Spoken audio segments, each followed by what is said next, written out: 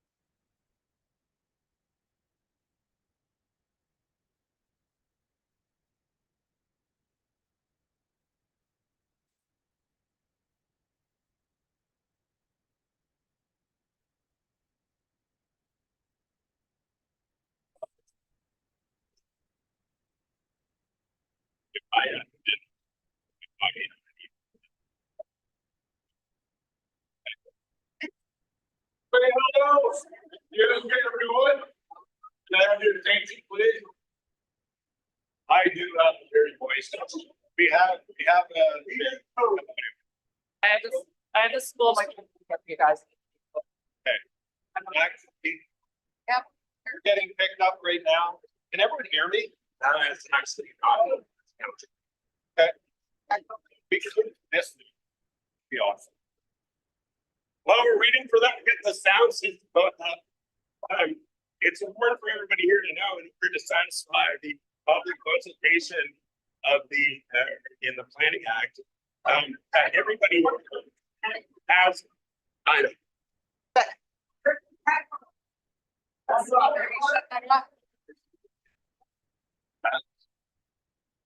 Yeah. Awesome. Thank you for your support. Okay.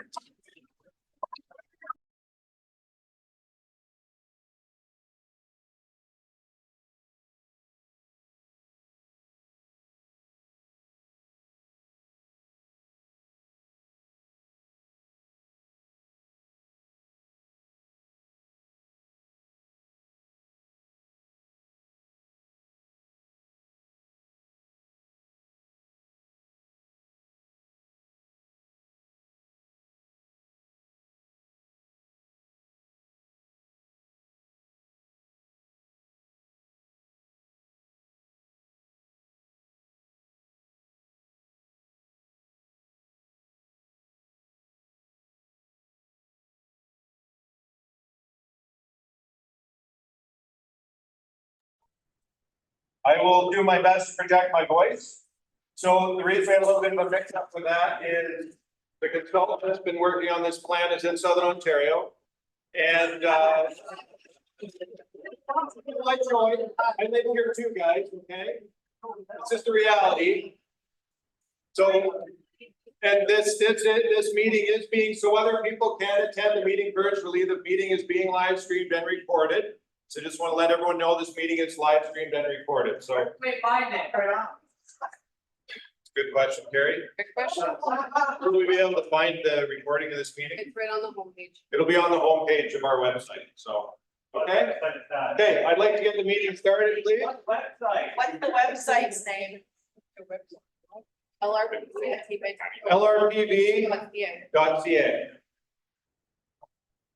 Okay, I'd like to get a mover and seconder to open the meeting. Okay, thank you.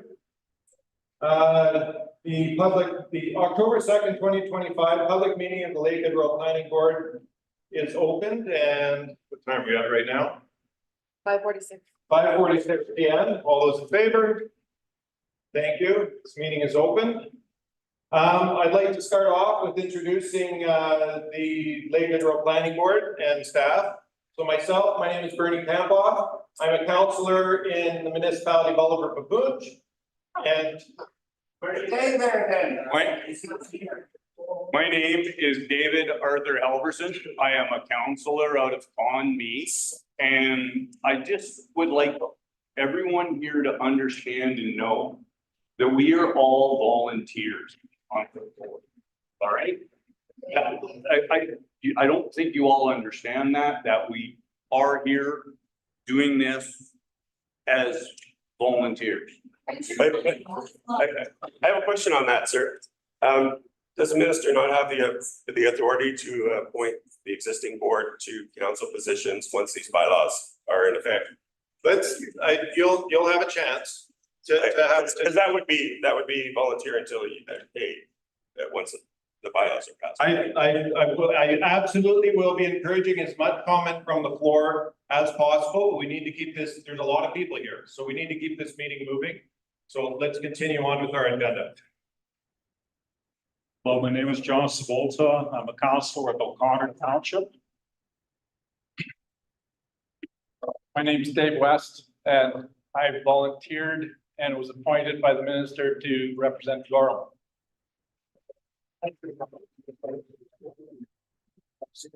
Gordon Featherton, I'm a counselor from Deaving.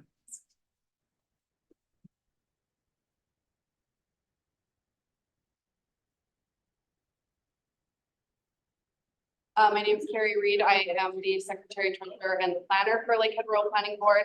And Krista Silvaggio is my assistant, helping us record minutes. Okay, thank you. Okay. So the two women at the end there are staff people for the Lakehead Rural Planning Board. If you didn't catch that. Pardon me? No, well, they both work in the office in Oliver, so.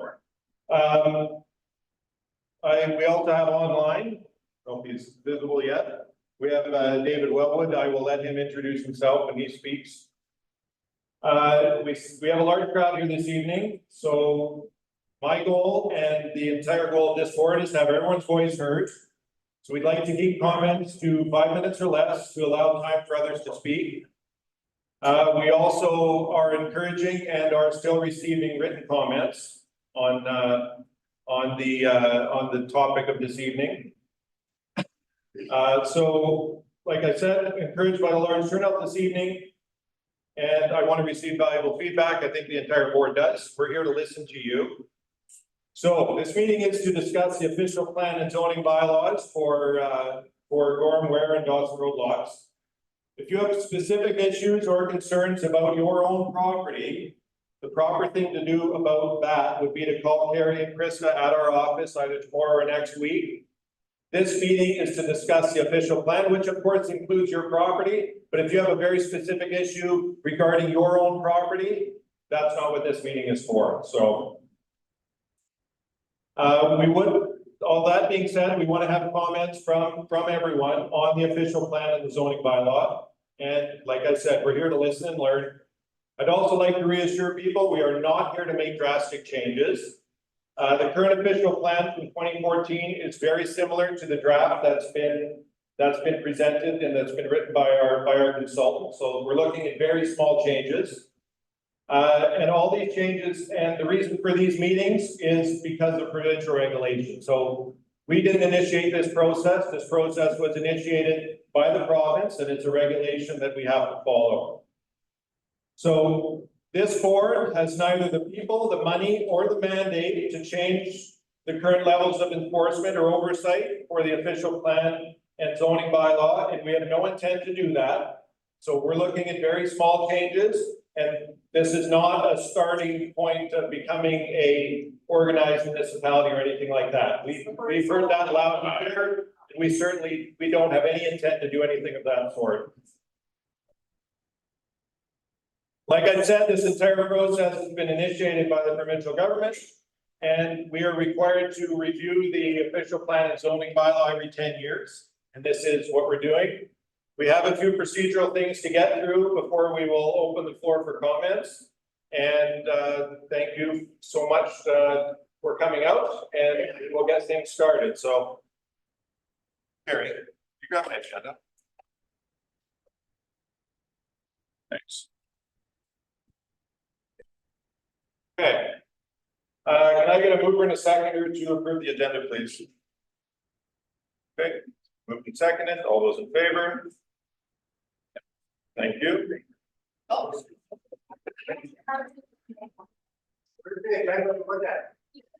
So, I mean, the agenda is fairly simple. This is a procedural meeting. So the agenda is basically, we're here to talk about the official plan and zoning bylaw.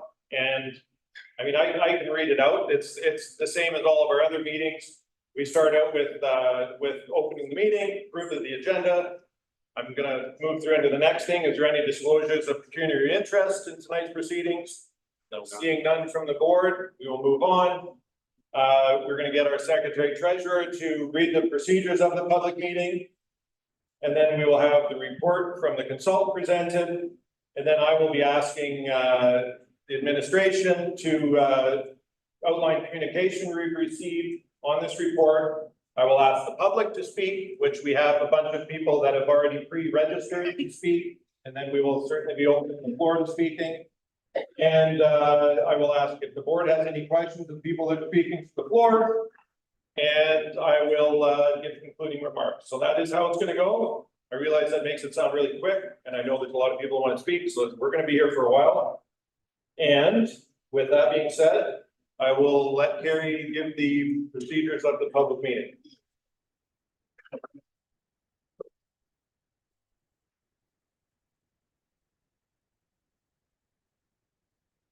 Welcome, everybody. So this is a statutory public meeting to present and discuss updates to the draft official plan and zoning bylaw for Gorham and Bear Townships and Dawson Road Lot 2020. Tonight, the consultants will provide a virtual presentation of the updates to the documents that have occurred since the June 5th, 2025 open house. No decisions are being made in this meeting. At a further date, the planning board will consider the adoption of the draft official plan and pass the zoning bylaw. Once the official plan is adopted by the Lakehead Rural Planning Board, it will be sent to the Ministry of Municipal Affairs and Housing to final. We get a vote? No, sir. Unfortunately, you guys live in an unorganized area and you don't have a municipal representation. That is the reality of being in an unorganized area.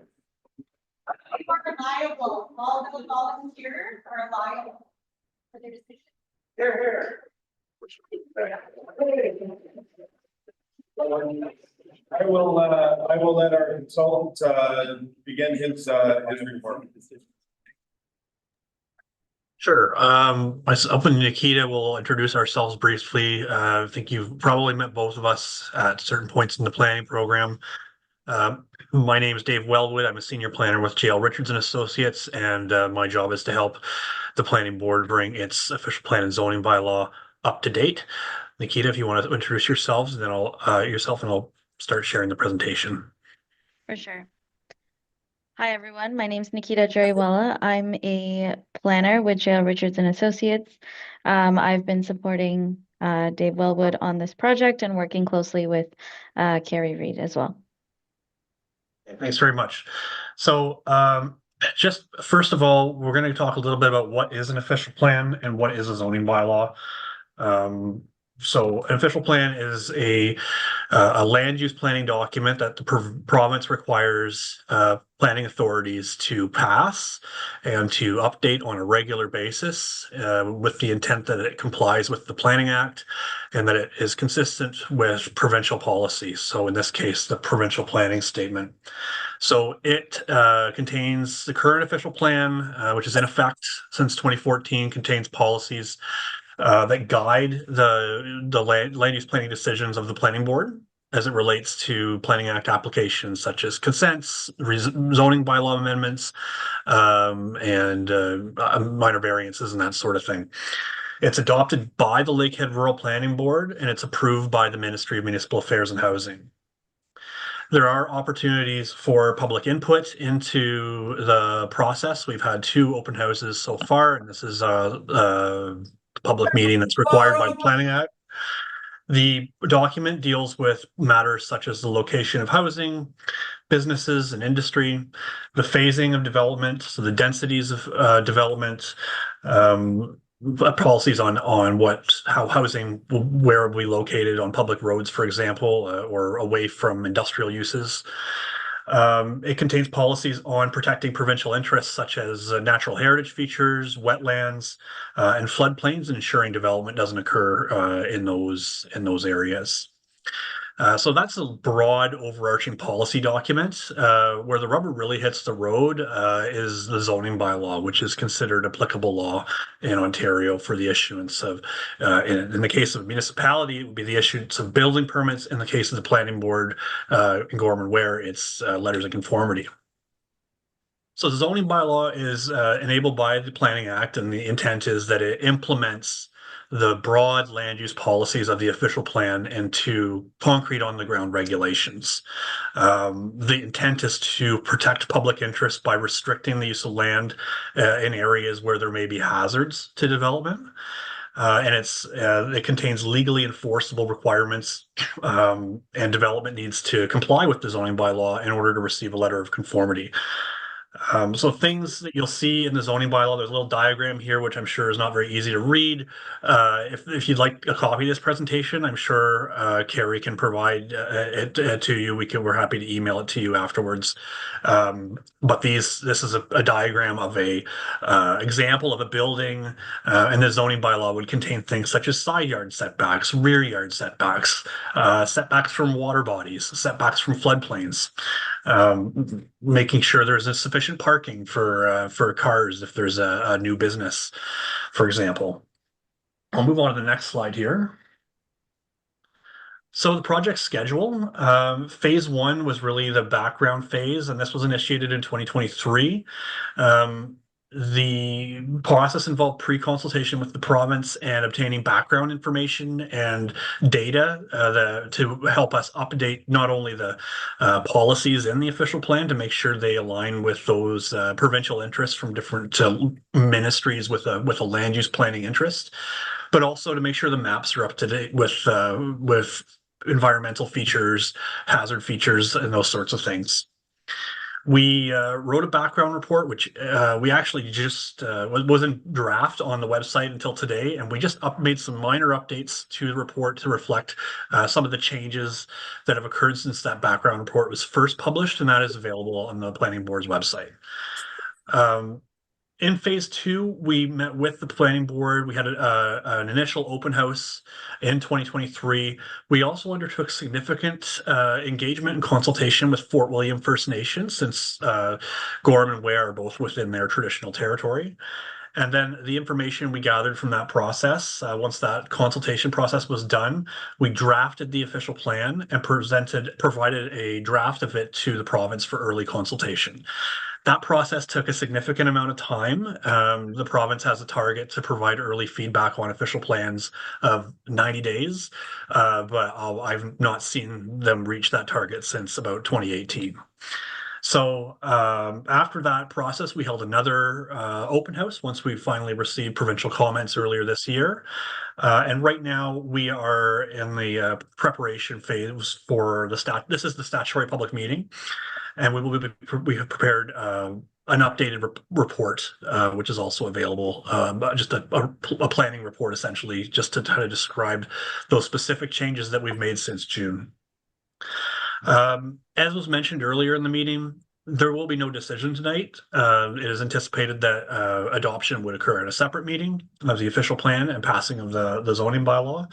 And once the official plan is approved by the board, it is a package is sent to the Ministry of Municipal Affairs and Housing, and it's up to them to approve that document. And then the zoning bylaw would not come into effect until the official plan is in place. So it's kind of a hierarchy. The official plan is first, and the zoning bylaw must conform with the official plan.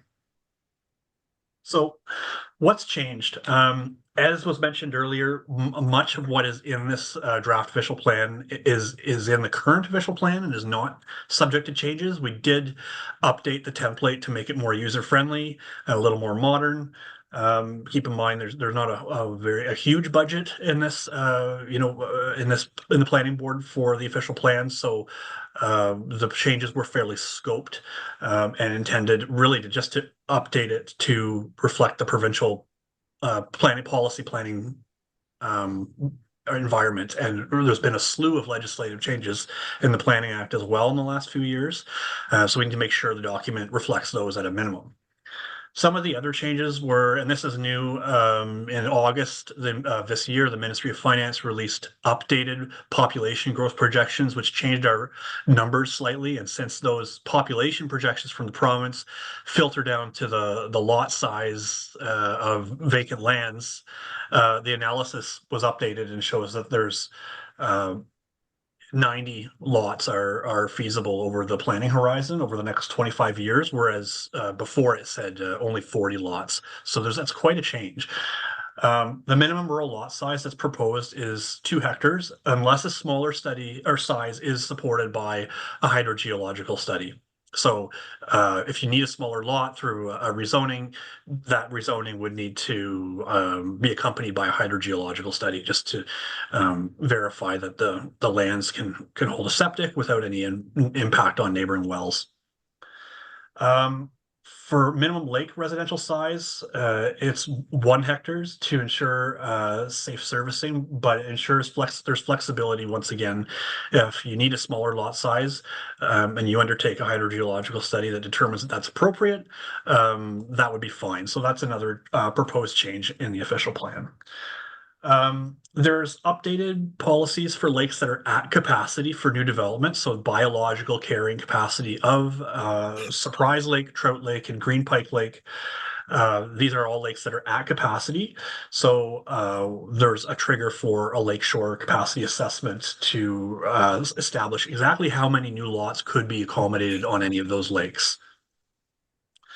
And the zoning bylaw really, the tweaks are fairly minor once again, really to implement the official plan, some minor changes to setbacks to things such as water bodies and zone changes and some clarification of terminology where there was, it was pointed out that there was uncertainty.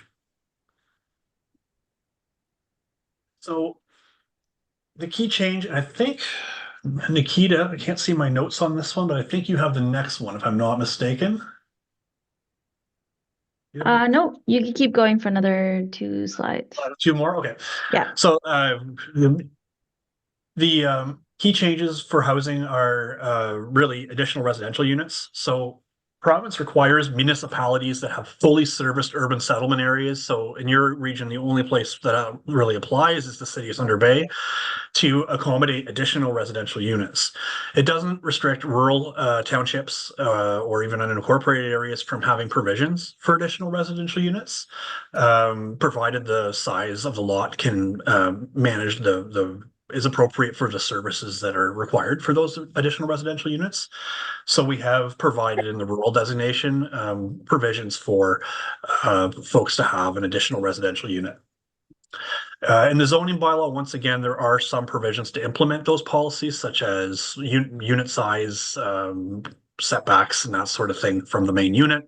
And you can see here a diagram of just what is an additional residential unit. So it can be a small apartment within your house, in your basement, perhaps, and maybe you have another one in an accessory building, such as a garage in the side yard or the backyard.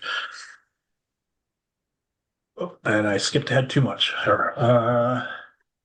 I know this is a popular one. We got a lot of letters about aggregates, and unfortunately, there's only so much we can do in the official plan as it relates to aggregates. So we have a picture here of an aggregate deposit in the planning area that we took. So we've got updated policies on aggregates and land use compatibility in the plan. There's also policies on natural hazards, so things ensuring development is not permitted in a floodplain, for example, or where there's an erosion hazard. There's new policies that are intended to really to implement the provincial planning statement on wildland fire hazards. So we have a map that shows areas where there's a particularly high risk of the forest types for wildland fire, and some policies on what that means on the ground. There's new requirements for studies for development near mine sites and landfill sites. Updated policies and features on the schedules for the location of provincially significant wetlands and fish habitat. I know we have a wetland that's been evaluated and determined to be provincially significant over the last few years, so that's been added to the plan. And water and shorelands projects require a self-assessment to determine if they need a review by the Department of Fisheries and Oceans. The zoning bylaw changes include environmental protection zone, which limits developments in some of those significant areas of where there's hazards to development, and establishes certain setbacks to industrial uses and hazardous lands.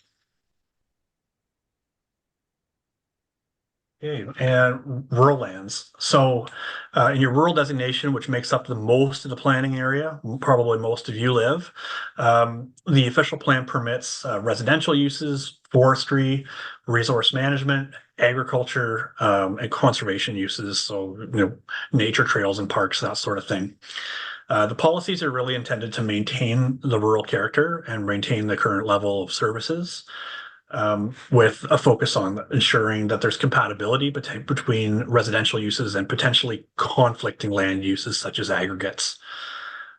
We have policies added to ensure that any development complies with what's called the minimum distance formula.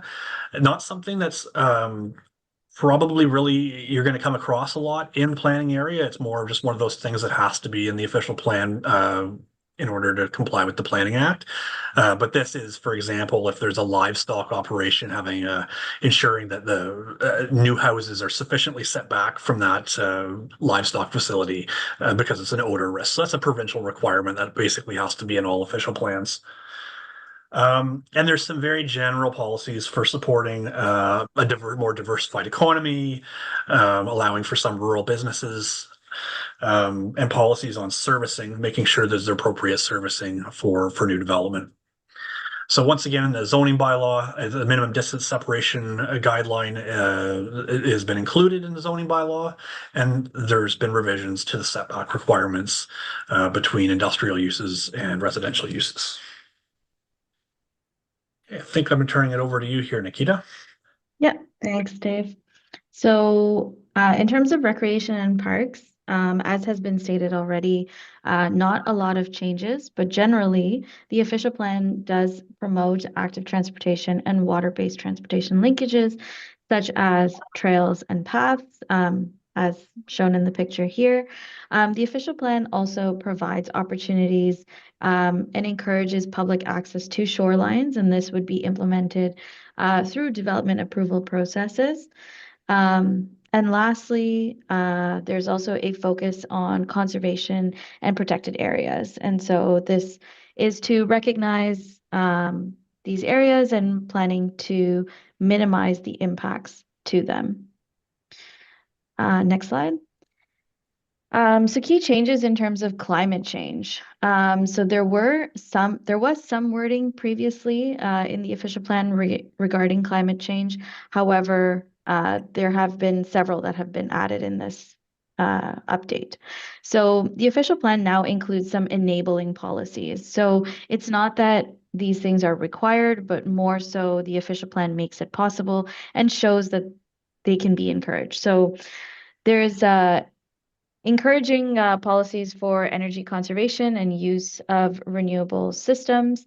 Essentially, planning of infrastructure and stormwater management must consider the impacts of climate change and how that might be considered.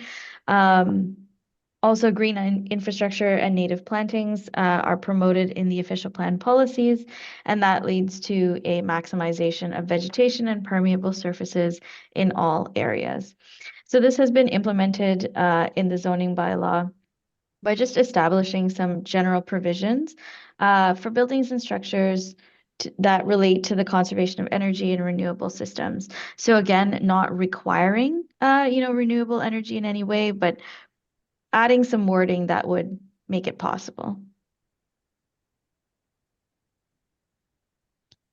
So that brings us to the project schedule and next steps. So the table here just highlights some of the things that Dave has already gone through in terms of what the process has been up to this point. So the project was started in April 2023. At that time, there was the startup meeting. There was the one window, what we call the one window meeting with the province and their ministries. The original background report and the original digital maps were created and published in June 2023. There was significant consultation with Fort William First Nation, as well as the open house that was held in the planning area in June 2023.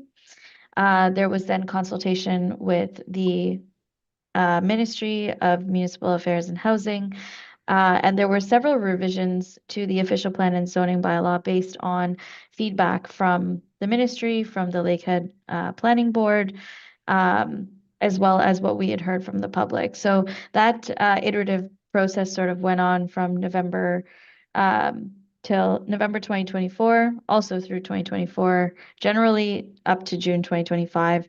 In that process was also when a new provincial planning statement had been released by the province. And so those changes also needed to be incorporated into these documents. That leads us to the second open house that was held in June of 2025 and has brought us to today at the statutory public meeting with the anticipation of the adoption of the official plan possibly next month. Following that approval, it would be submitted to the ministry for final approval. So there have been many comments that we've received leading up to this statutory public meeting. So at this time, we'd like to take the opportunity to just summarize some of the key ones that we heard a lot and just give some brief responses to those concerns. So the first one was the concerns regarding the compatibility between aggregate operations and residential uses. So again, we've already addressed some of this in our presentation previously, but there are essentially the new official plan has strengthened the policies related to land use compatibility, and this is based on provincial guidelines, the D5 guidelines. There are also requirements for studies in order to actually establish those operations and to establish the residential uses to ensure that they are located in a way that they are compatible. The next one is there were some concerns regarding the official plan supporting aggregate operations. So again, as has been mentioned, the official plan was circulated to the ministries for comment. And the provincial comments on the draft official plan did not recommend any changes to the policies that were existing relating to mineral aggregate resources. Also, any aggregate operations must adhere to the Aggregate Resources Act, and essentially they are regulated provincially. The next one is a desire for more law creation. So we've been hearing that people would like the opportunity to sever their lots. Essentially, the total number of severances that have been permitted over the life of this plan, which is 25 years, has been revised to be increased from 40 lots to 90 lots. And this is due to the latest Ministry of Finance population projections, which did demonstrate a higher population than we had originally anticipated. However, given the direction of the province for unorganized areas, this is not where the focus of development is intended to be. That's why this number has been limited. So the next topic that we've heard about is the desire to have year-round waterfront dwellings. So as we've been saying, the direction that we get and what this official plan is in line with is the provincial planning statement, which states that the focus of development activity on rural lands in territories without municipal organization, which applies to this planning area, shall be related to the sustainable management or use of resources and resource-based recreational uses, including recreational dwellings, which are not intended as permanent residences. I will recognize at this time that in the lake waterfront zone, that dwellings are permitted. However, as we've identified, certain lakes are at capacity. So development on those lakes will be, dependent on the completion of a lakeshore capacity assessment. Lastly, is the concern over the incorporation of the planning area. So just to reiterate, this project is an update to the existing official plan and zoning bylaw from, I believe it's 2014. We are calling, I guess we're using it interchangeably to say update and new. Typically, there is the requirement to update these documents every 5 years, or a new official plan and zoning bylaw can be done every 10 years. So for this planning area, it makes sense to do the official plan every 10 years. Ultimately, these documents will not incorporate the planning area, and that is not the subject of discussion for today. And that brings us to the end of this presentation. Thank you for listening and for attending today. Thanks, Nikita. I'm going to turn it back over to either, I guess, probably the chair of the planning board, and then take any questions or comments. Thank you, David. Harry, I guess you will now outline the correspondence we received.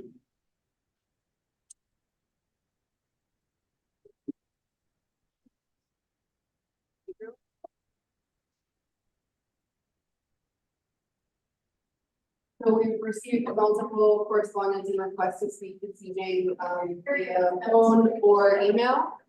So we have a speakers list, so we'll just call out each name one at a time to present or ask their questions or whatever comments they prepared. Our consultant and the board are going to hopefully be able to respond to those. If we get through this list and more people wish to speak, then we will have you come up and provide your name, and then you present your comments as well. Okay, thank you. So plan is to have people come up to the lectern in the center of the room. If the audio doesn't work well from there, and we did test it, it was working, we can certainly move this thing around and we'll make this work. So the first person I have on my list is Rennie Larson. If you could come up to the center of the room, please.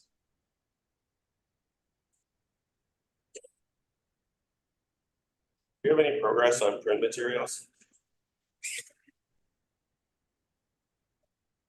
So there's been indulge me for one moment, there's been a request for print materials. Print materials are available at our office.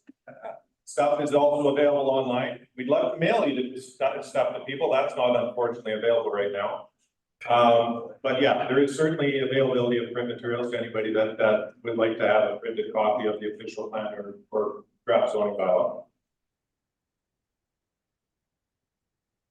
Go ahead. Okay.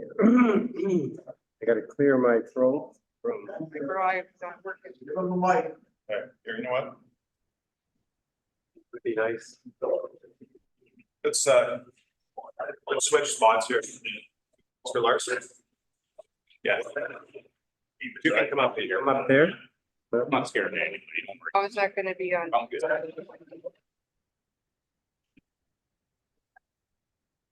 Look at the video out there. Harry?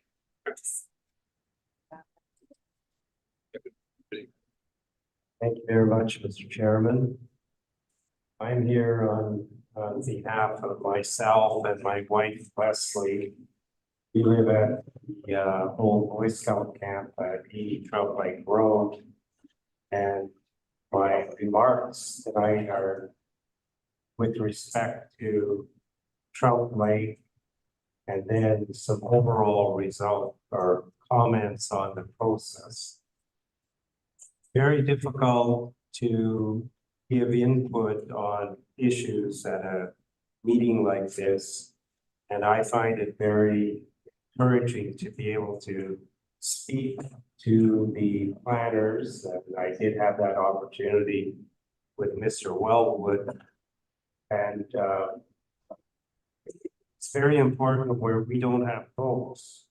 We can't go to our counselor and say, are you crazy trying to do that? And I had asked for the contact information for the members of the planning board.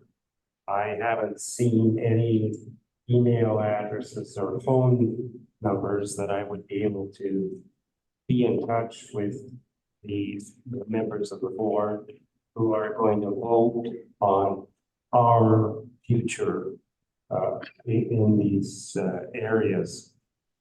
I think the other important change is that the official plan followed immediately by the zoning is a terrible way to ask the people to comment on what's happening to them.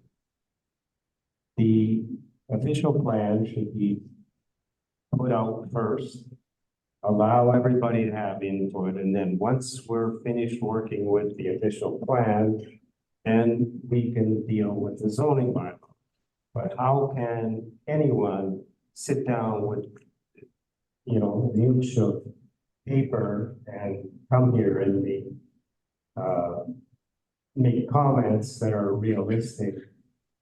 So I'm saying that rushing ahead, if at the next meeting, this rural planning board tries to pass the official plan and the zoning bylaw at the same time, then that's a disservice to all the people who are in this room, as well as those that couldn't come here tonight.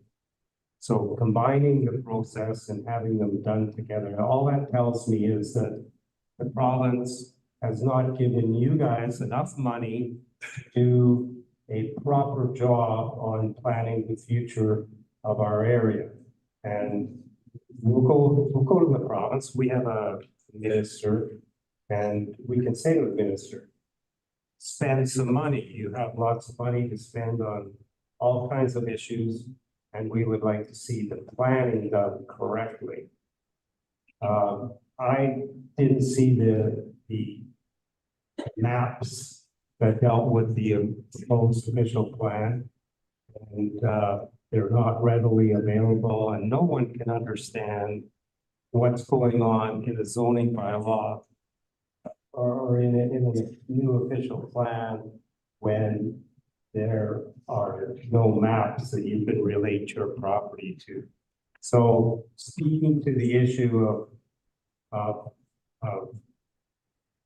compatible development of our area, we at Trout Lake are living under the threat of having an aggregate operation immediately adjacent to the lake.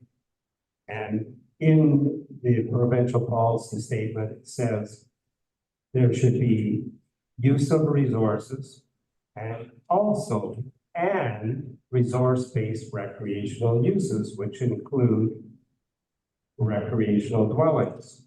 So that means those two are on the same standing, they're equal, and we should recognize that all the people who have developed it, Trout Lake, there's approximately 110 properties, and all those people were there first. Some of them have been there for over 100 years with their recreational dwellings. And we have to look at provisions that protect those people in the investments that they have in that property, so that a aggregate operation cannot locate closer than 1,000 meters from the lake. Because that's a requirement that they're putting on all, if somebody wants to put up a new recreational dwelling, they cannot be within 1,000 meters of the aggregate operation. So on the other hand, the people that are going to put in an aggregate operation, they can come and do studies and they can get that 1,000 meters reduced to 330. So why can't the recreational people have the same provision to deal with that? We have a lot that we've been waiting to have the right conditions. COVID wasn't very good. Inflation hasn't been very good for construction costs.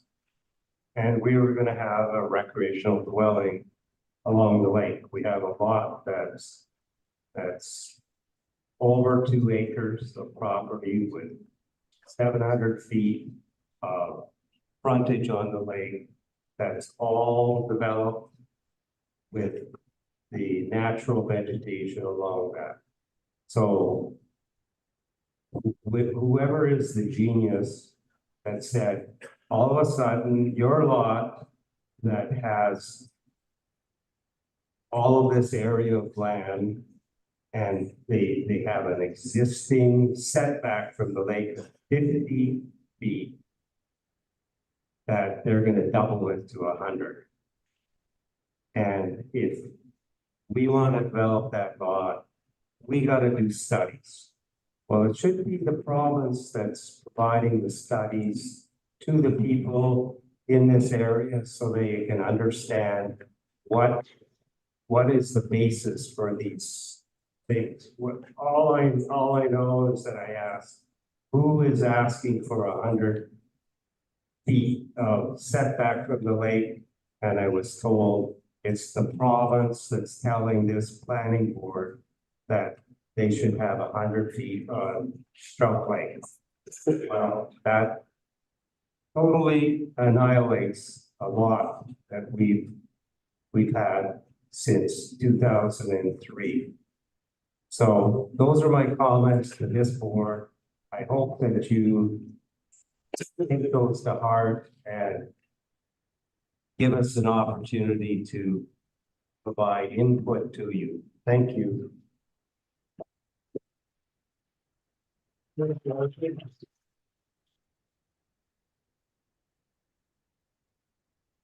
Okay. I'm not sure if David has any comments on that or. I guess my comments are that, yeah, I appreciate having the phone call with Renee, the other day. We understand the restrictions on the finances, the financial aspects. It's just a fact of life. It costs money to do an official plan in the zoning bylaw, and in a municipality, there are more resources. So what you have here has been reviewed by the province to make sure that it contains the requirements that have to be in the official plan for it to be consistent with the provincial planning statement, and to comply with the Planning Act. Regarding the study requirements for capacity lakes, there's not much we can do about that. Those are provincial requirements. And I would note though that the aggregate restrictions are vice versa. So under the Aggregate Resources Act, a new pit or quarry, they have to do a number of different technical studies in order to have a pit or quarry received. And the only one, if you wanted to build on the inverse, you want to build a house that's within that separation distance of a pit or quarry, you'd have to do what's called a land use compatibility study. It's not onerous study, but just to meet the policy and legislative requirements for development near pits and quarries. Thank you. Can I ask Tony Haven to please come up?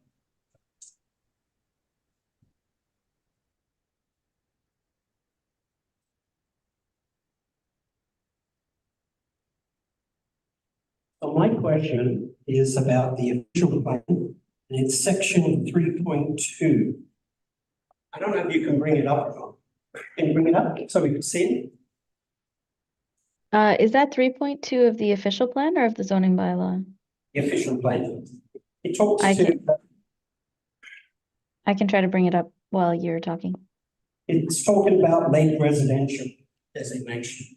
And one word has been added, which seems very innocuous. It's just one word, existing. So what I'd like for you to do is just explain to me the intent of adding that one word into the paragraph. But if you bring it up, I could read it. I've got it written down here, but if you bring it up, it might be helpful.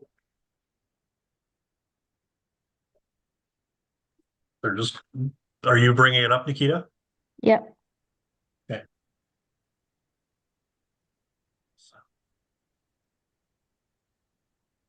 All right, 3.2.1. So you're talking about provision 1 here where it says on existing lots of record or on lots created through the consent process, residential development may be permitted. So that's what you're looking at, right? Yes, that's what I'm looking at. So where it says permitted uses in the lake residential designation, that's it. So the only change that's going on here is that you've added existing in the front of year-round residential. I see. Yeah. Yeah, could you explain to me why you added that and what's the intent of it? Yeah, it just goes back to one of the slides Nikita went over on the permitted uses in the provincial planning statement in territories without organization. So there are not full year-round resource-based recreational uses. There is a qualifier in the provincial planning statement that the permitted uses are limited to those existing year-round residential dwellings on water bodies. Okay, so here's a question for you then. Will I or any other current seasonal use property owner be able to convert their current seasonal use counts properties to year-round residential future use subject to the existing requirements? On an existing lot of record, I believe let's just go to that section 6.1 there, Nikita. Double check. Single attached dwelling is permitted. So really that wouldn't stop you from building a house on an existing lot. It's more for, if we have new lot creation, it's got to be seasonal only. Okay. Yeah, and sorry, I guess I would also add, Dave, to the response. In terms of lakeshore residential, the key issue being the lake's at capacity. So that's an added layer, I suppose, that would need to be satisfied in order to, I guess, convert to a, year-round dwelling or to build a new single detached dwelling. You lost me on that one. So if I want to convert it to year-round, I can do that? Or are you saying I have to get a study or I have to get some work done? It's a permitted use in the lakeshore residential zone, so you would be able to do that as of right. You'd have to meet the 30-meter setback requirement, and there may be restrictions on the location of your septic system without a study, but that's you're as of right, you are allowed to convert your dwelling in the LR zone. So there's a building existing there right now, and you want to upgrade it? You could put one right where the building is today. Is that right? If you had an existing building, yes, so now you're talking about like legal non-conforming structures or legal non-complying. So yeah, existing structure that doesn't meet the setback requirements and you're rebuilding on that same footprint, that would be allowed. Okay, that's good. I'm happy with that. So this whole presentation will be online somewhere where we can view all the answers, right? Yeah. Okay, great. Yeah, it will Thank be. you. Thank you. We have Well, Karen, just note, sorry to interrupt. I just did note that the previous gentleman, was able to find all the schedules to both official plan and zoning bylaw on the Lakehead Rural Planning Board fairly easily. So, Mr. Larson, send us an email if you can't find them. Happy to send you a link to them. thank you. Could I have Karen Peterson come up, please?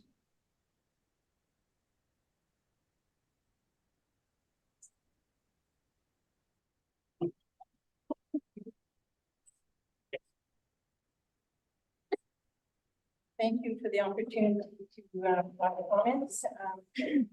I'll try to keep it brief.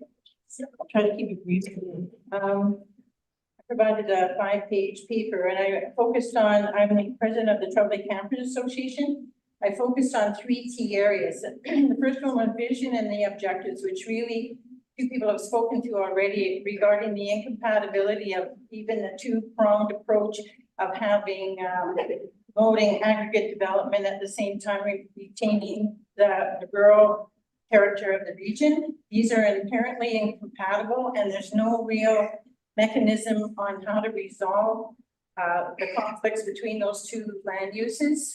And within land use planning, for example, the pillars really of land use planning are land use compatibility, and then the balance between the social, economic, and environmental aspects. Within the document, now that's mentioned within the document, but also within the document, they refer to sustainable resources. And there seems to be a focus on the priority for the aggregate resources, which puts a lot of uncertainty in regards to how the balance is going to be achieved. And in regards to the obligations of government regarding the public interest. And the public interest ties in with protecting the ecological systems, protecting public health and safety, appropriate location. It's always about location, the best use of land. And is it the question being asked, you know, during an aggregate proposal, for example, at the planning stage would be, is this a good location for a gravel pit? Then at the natural resources, when they're doing the licensing, the question becomes, is this a good operating pit? And it seems what's been happening on the broad scale is these 2 questions are being molded together, and they really need to be kept separate. The land use planning that's done on a landscape scale, they look at the total impacts, people, the region, the public interest. When you're looking at even the environmental and the social impacts at the licensing stage, they just look at the site-specific areas and kind of treat it like it's in this little bubble. So really the onus ends up becoming more the responsibility of the planning board to make sure that you get the planning right in the first place. And given the focus of priority in the province regarding developing houses as well as natural resource extraction and so on, and to build these houses, it puts the uncertainty whether social and environmental impacts are really going to be given equal weight, even though they're kind of equal, as Renee was saying in the document. And it just seems a lot of uncertainty whether the impacts will be minimized or whether they'll be prevented, whatever. Another area that I focused on in my document was in regards to the aggregate issues, and I picked 3. One is in excess soil, and this has been a recent area where they're promoting the use of excess soil to fill in a gravel pit. And this has become very contentious across the province because there's the implementation or the potential for cross-contamination of lands and waters of any kind of soil type that can be brought in. There's no reference in this policy, within the official plan or policy.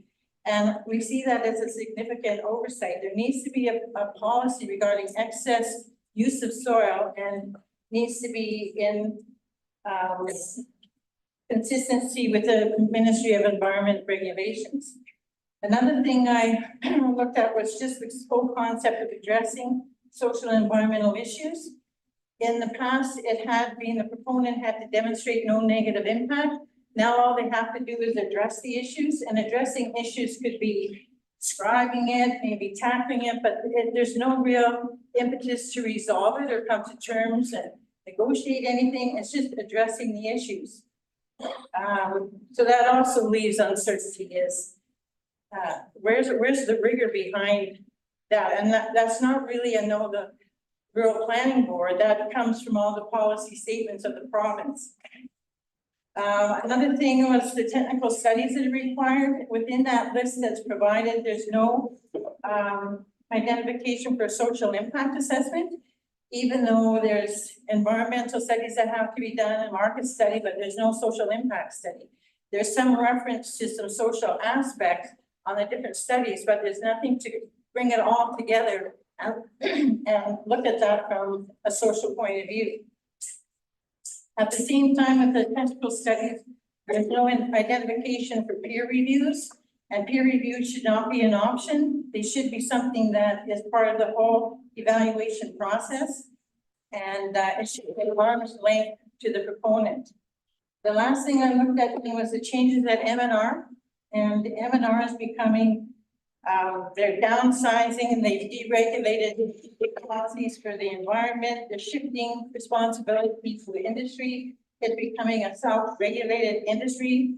And so you wonder who's in charge, and putting industry in charge of the social and environmental aspects that they don't really have any responsibility for. Their responsibility is to the bottom line. And it's like putting the wolf in front of the hen house. So that then again put more responsibility on the Lakehead Planning Board because the regime, there's no enforcement regime any longer. It's not rigorous. The Auditor General had come out with a report and identified all kinds of shortcomings of M&R. They didn't have inspectors, they didn't have accurate reports, they weren't timely, they didn't report back to people, and none of those have really been addressed. So it really leaves a gap in a good enforcement regime, which then again puts uncertainty as what's really going to happen. And a lot of impacts can happen and not be noticed for a while, and those impacts too, they call it an interim use, aggregate extraction is interim use, but those gravel licenses are rarely surrendered, and now, and they keep them going, there's more opportunities to keep them open, and it's becoming even more so with excess oil because that's also an opportunity for profit. I think that's about it. I just wanted to cover those highlights, and one of the things I wanted to mention, I guess.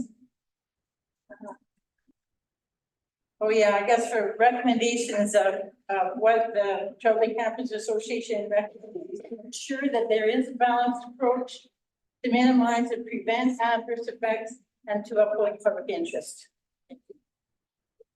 Thank you very much for that.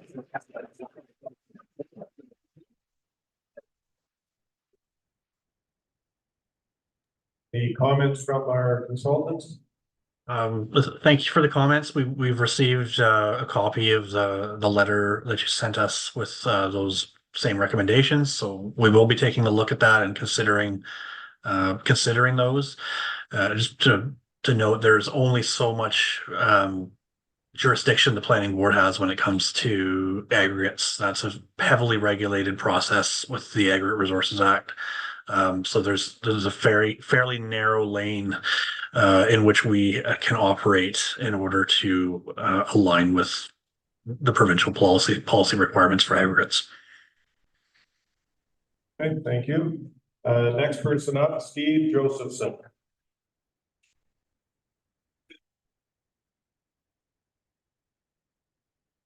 Steve Josephson here. That's okay. Next person, Colin Lowry.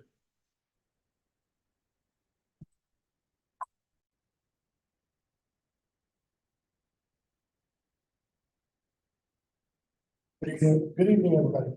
I'd just like to talk on a few things. It would have been nice if all the people in these townships had maybe a short form version of what's actually been changed in the plan and in the rural planning. I don't use social media. If it wasn't for my wife, I'd never even noticed this happening.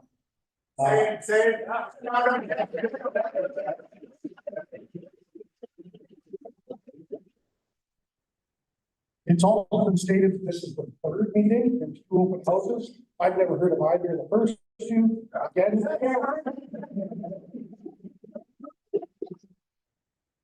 find that's quite an oversight on either the province or the planning board to put out some mail, put up a bulletin board next to the fire hall or can current or something. Put something out so that people like us that we live in the country, we don't live on a computer. We want to see something physical.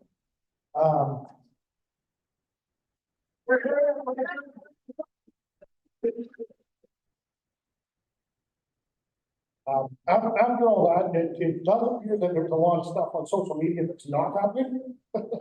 There's a lot of false information out there. So basically, I'm looking at starting running a small business. I currently am in East Gorham. And my question, although it hasn't been covered here, is there anything in this rural planning and development that's going to affect what I'm doing?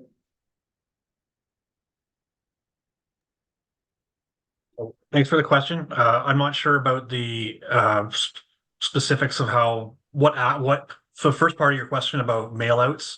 I'm not sure what the capabilities are of the planning board for that, so I'll let someone else answer that part of the question. But for your business question, we would have to have a look at the property in question, see what it's zoned and what the list of permitted uses are in that zone. So if you look at the rural zone, there's a list of permitted uses. We could pull it up on the screen if we know. As an example, I don't know, Nikita, if you have that zoning bylaw still handy, and you can kind of see what is the permitted uses in those zones. It's a fairly flexible list, not too much different than what you'd have in a municipality in a rural zone, to be honest. So if we can't find it right now, we can get you to chat with Carrie after the meeting or sometime this week and figure out the property you're thinking of and double check the requirements for it. Okay, yeah, my question is currently with unorganized, as long as you're not doing over X number of dollars of business and having 8,000 vehicles coming around, you're kind of free to do as you please. And I'm just making sure that nothing is kind of changing drastically at this time in that avenue. There wouldn't be anything that would have changed for most rural properties. I can say that without knowing the specifics. Like for the permitted uses haven't really been changed since what's in the current zoning bylaw. Like those provisions have more or less stayed the same. Excellent. Thank you very much. That's exactly what I was looking for. Have a good evening.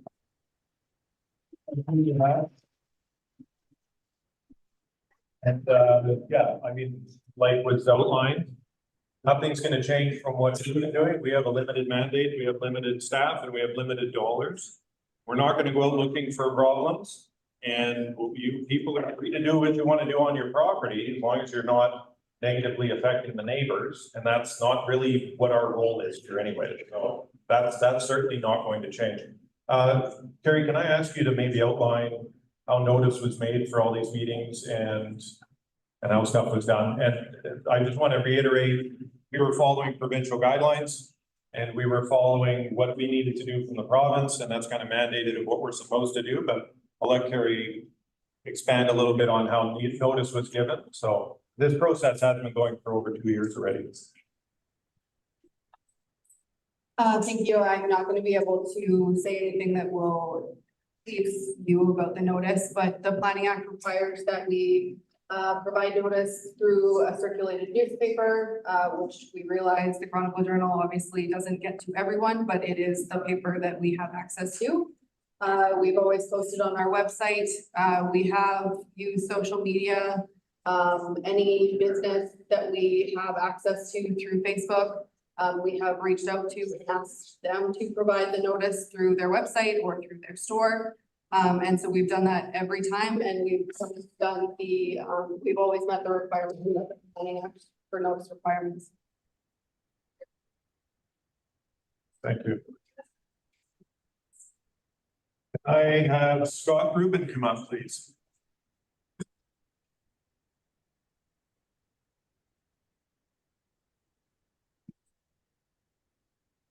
Thank you very much.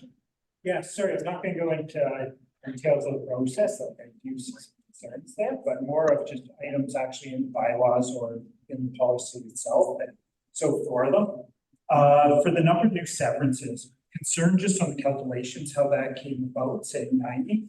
You're saying you need 200 new residents to do with population growth for 25 years.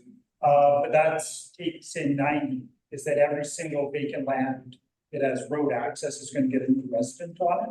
So I don't think there's any buffer there that should be required. The other one is around recreational vehicles. So we have vacant land as well as a residence in those items. And having it in the bylaws, you can't have recreational vehicles on vacant land. Seems questionable on it. And also the recreational vehicles have to be stored in the backyard of your primary residency. Doesn't seem like something required. A different thing is just around some of the zoning, commercially and industrial zoning requirements. So that you cannot do lumber sales or building supply sales at commercial ventures on commercially zoned land. Seems something that should likely be changed. And the last one is some of the environmental protection zoning. Nothing seems off on it, especially when it comes to being around provincially significant wetlands and some of the buffers that have been applied to them. And also to do work within those environmental protection zoning areas, you require permitting through the Lakehead Regional Conservation Authority in the bylaws, and I don't think they have any jurisdiction on this area. So, yeah, sorry, those are just the quick statements on that.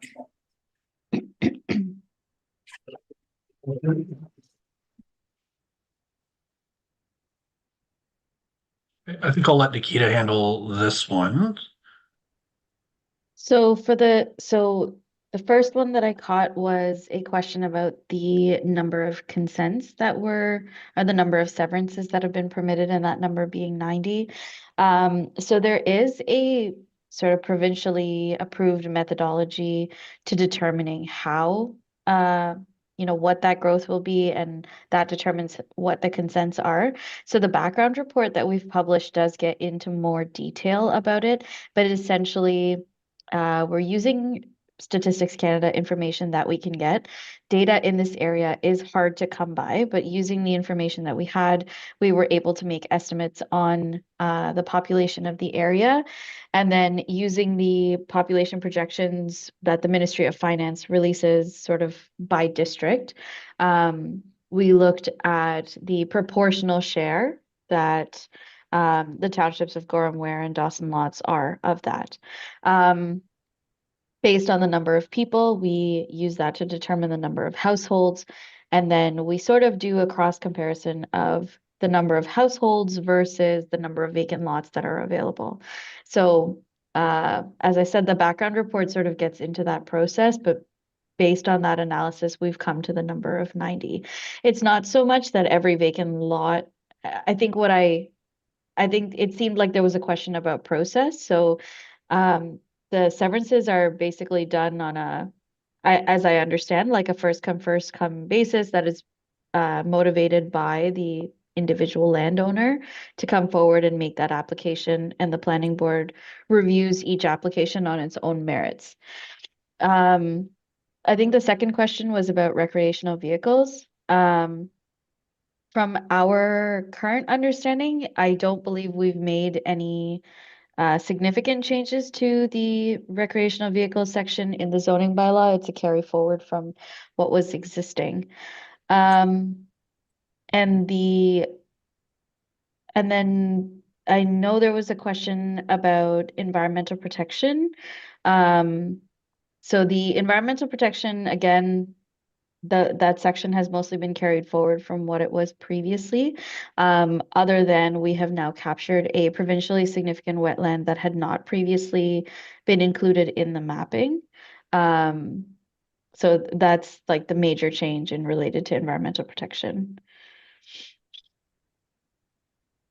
Dave, was there anything you wanted to add on that? No, I think that's good.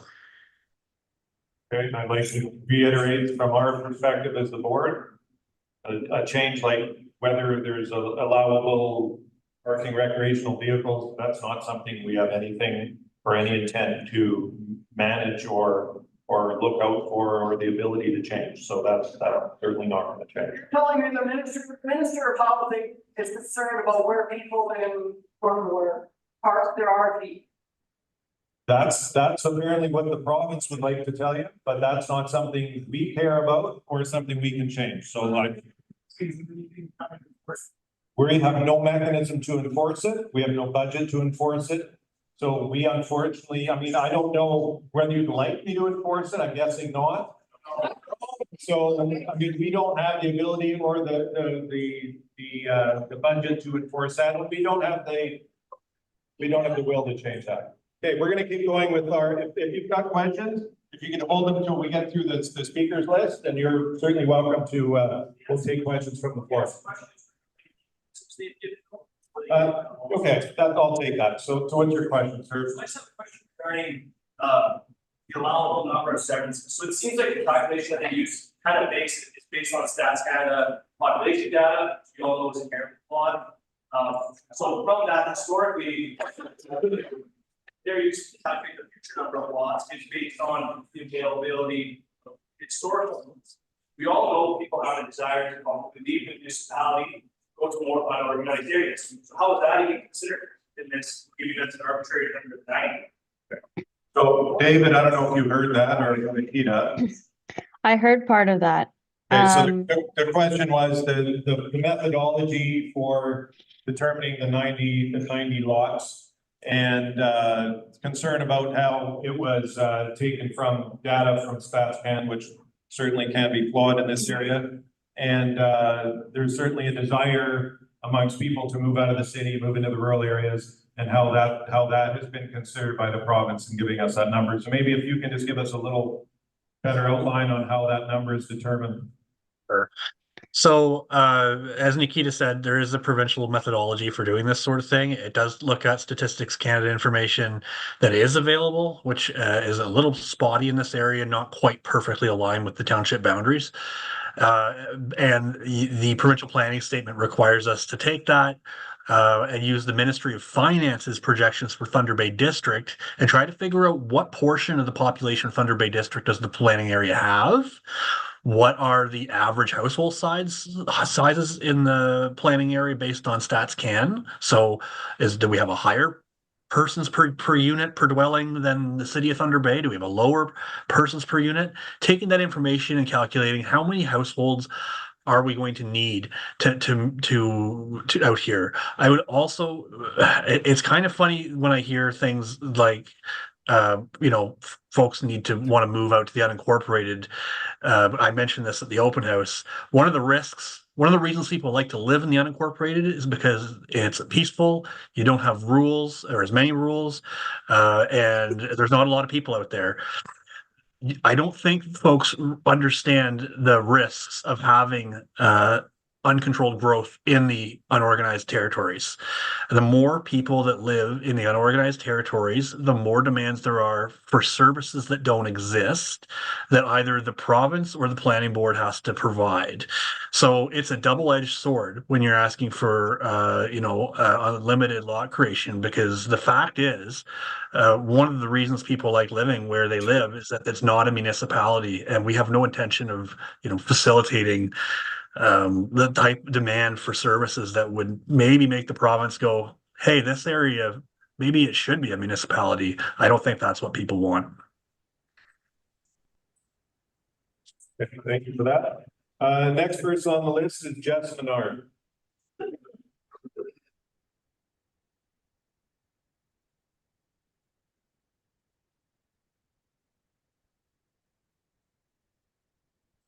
Sean, I don't think I have the stamina to make it 4 a.m. So I'm going to ask just one quick question, and then we'll hopefully leave some time for everybody else.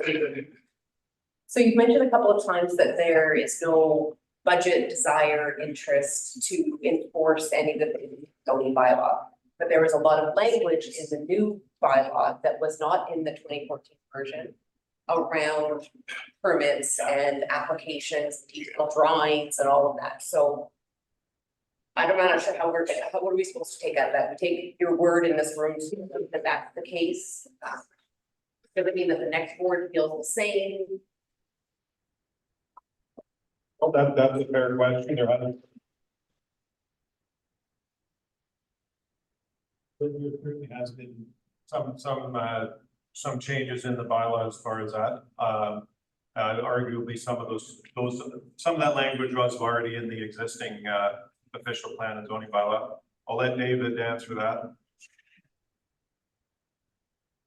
I think the requirements have generally been the same. They have just been, as Dave mentioned at the beginning, we reorganized this official plan for additional clarity and usability. So ultimately, the requirements have not really changed. We've just reorganized it in a way where it is more readily apparent and easier to find when those requirements kick in. So despite the fact that there is limited rules, the processes of a zoning bylaw amendment, official plan amendment, these processes still exist within the purview of the Lakehead Rural Planning Board. And so the official plan is a high-level document that considers many different instances. So while it may not affect every individual property, it is there in the instance that it is required. So the official plan is setting up those triggers and is providing the framework in which the planning board can then consider any applications that do come forward. Admittedly, those will probably be rare, far and few, but that is what the official plan is looking to set out.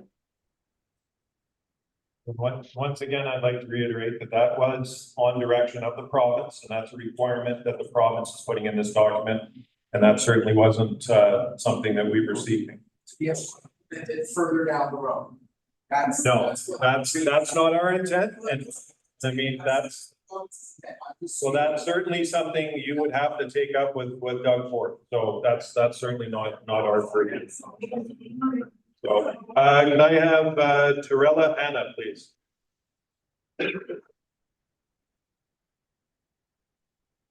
Torella, sorry if I mispronounced your name. I'll see her here. Kevin Karate. My question got answered by. Okay, thank you.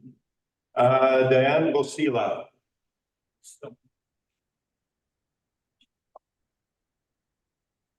Okay. Shelley Toomey. Okay, thank you. That's okay. Cheryl and Bruce McDonald.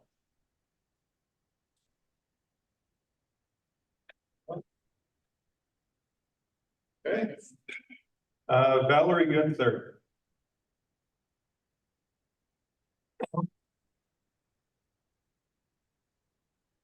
Hi, I just have some questions on transparency of the board. Like when you go on your website, there's no criteria for being on the board. There's no way to apply. They're just the members. There's no length of term except it ends in 2026. But when did it start? There has to be a way to get more money so more people can find out when these meetings occur versus bulletin boards. There has to be a way. Even if it's sent out as I get from businesses, resident of Hanson Road, and they send it out into an envelope, sealed envelope. It's not junk mail. There has to be a way to do that. And since it's funded by the taxpayers of Ontario, how come financial statements aren't on the website?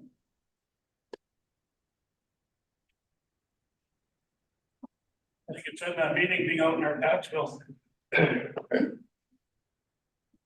Okay, so myself, as I mentioned at the beginning of the meeting, I'm a councillor in the municipality of Oliver Papoon. I was appointed by my municipal council, my fellow councillors, to sit on this board because this board covers an area that includes you people, includes my municipality just down the road, includes everything all the way down to Gordon's municipality of Leaving, everything in between. So the board is consisted of members of each individual council and also members like David that have been appointed by the province there is a procedure from the province to appoint people to boards like this, which is complicated. I'm not gonna go into right now. David might be able to explain a little bit better on how he ended up getting on this board. We certainly I don't. volunteered. You volunteered. So we certainly don't intend to be doing anything secret or anything. So in my role as a municipal councillor, everything is open. Everything is done through through a provincial act that requires us to be open in all of our meetings, and everything has to be accessible to the public. Terry, can you speak on the financial documents? I know I've seen them myself. I mean, they are not private documents. Are they posted on our website? Our budget? Yeah. They're not, we can certainly put that on there. The Ministry of Finance is who does all the taxes. It's a completely separate body from us. Yeah. With respect to the mailing question. Yeah, so we don't have, our board does not have the ability to mail something out to every person in this room, unfortunately. That's something the province hasn't given us either the funds or the ability to do that. We work on a very limited budget. Both the staff members here are part-time for this board. And yeah, do you have a question, sir? Yeah, I think that, so I think that the reason why your financials are not likely on the website is that this isn't a transfer payment organization. And that requirement, in terms of posting that financial information with relation to transfer payment organizations, this is a fee for service, I understand, where the province has secured an outside contractor, which is what we have here, right? And that's how, isn't that how your funding is based? We're not for profit. Our funding is based on. Oh, so that's a different CRA requirement. So yes, you do have to post it if you're not for profit. It's not for profit, but the only income that we receive out of planning applications is the government gives us a transfer payment agreement annually for form and wear and document of lots. Yep. And Dave, you're on here by virtue of the fact that there's a statutory requirement to have one resident of the affected area. They can't hear you. They can't hear you. Yeah. You like that? It's my understanding that there's the statutory requirement for the composition of the board up here is that only one member has to be a resident of the affected area. So you could have a board where only one person is deciding the future of your property rights, and they're from this area, and they're by appointment. They're not by election. Okay, I ended up on this board because somebody saw a notice. And I had recently moved out here and they said, you should sit on that board. So I sent in an application, and went through a process, and I was introduced by the deputy minister. I haven't had a more extensive, I did jobs that didn't require that big an interview. And I sit here voluntarily, and I'm on for 4 years. I guess if someone else wants this job, they can, next time it comes up, they can go on here. Although Carrie is, I'm staying, I die. But no, it's completely voluntary. If one of you people wants to sit here instead of me next time, like, just say the word. And ma'am, as counselors, our council basically asks, our council basically asks us what boards we want to sit on, because they need representatives from the community on those boards. And I literally just volunteered for this one in the police services board. I look after two. So there's lots of different boards that all councilors go to and are part of. And we serve at the leisure of our community, and we're here for 4 years. Then I guess if we get voted in again, chances are we can ask to be on the board again. That's literally how I got here. Newsweek Martin. Like Dave just said, the same thing with our council. Prior to becoming a councilor in O'Connor, my wife and I severed some property. We found the ease of doing it through the regional planning board. We had no difficulties.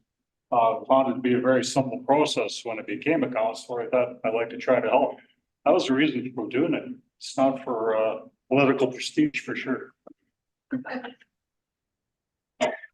Okay, thank you. Can we just to go with what Valerie mentioned about informing us? A lot of us don't live in Thunder Bay, we live in Cam, which is part of where. So is it possible that you put the invite into our Camlander or Laplander? Because that's our newspaper. We did circulate to both of them. That was done. That was done to your community newsletters. So. Ernie, you just make sure we get folks, because I can't record them if I don't. Oh, sorry. So it was just mentioned, if you'd like to have comment, I need to get your name so we can record it. So it's part of the official record of this meeting. We are still within an official meeting. So I have a couple of people left on the list. I'll take, got a comment. Sure.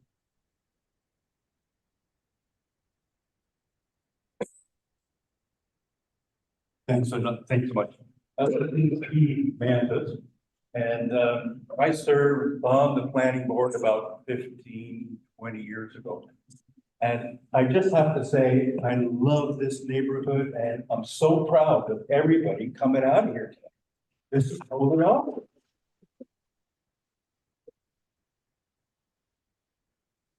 And I bet you, even though these guys are under pressure, they kind of feel the same way.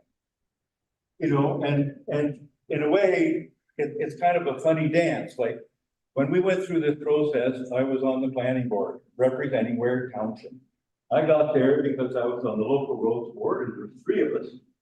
And we, you know, drew straws in terms of who was going to sit on the planning board. But when it came around last time, there was a lot of concern, like there is tonight. And what we did is we actually took the plan apart. We met in people's kitchens and discussed things and came back later with recommendations on what could be changed. And everybody did totally agree, and then we went back again and tried to incorporate whatever people were saying and bring it back, and then until we finally had consensus. And for me, it was one of the most exciting times in, you know, kind of controlling your own neighborhood, controlling your own future, like democracy, like this is it. This is what, you know, could happen. So when we submitted all that, it didn't follow all the details of what the ministry wanted, but really they came back and said, well, okay, because really we have enough to do already. And if you guys like the plan the way that is, well, we're pretty good with that. They made a few changes, but pretty much we designed the plan the way we thought it was. But it takes a lot of work. And I'll just tell you, once again, I'm just so impressed with everyone here, and thanks much.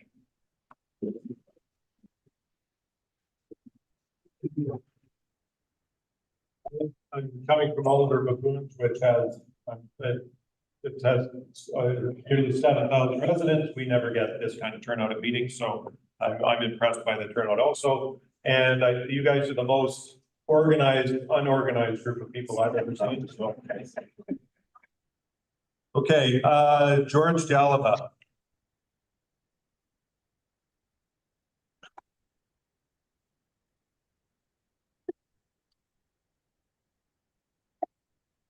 Hello, everybody. Today I've been, it's been 79 years. I was born in Strawberry Creek.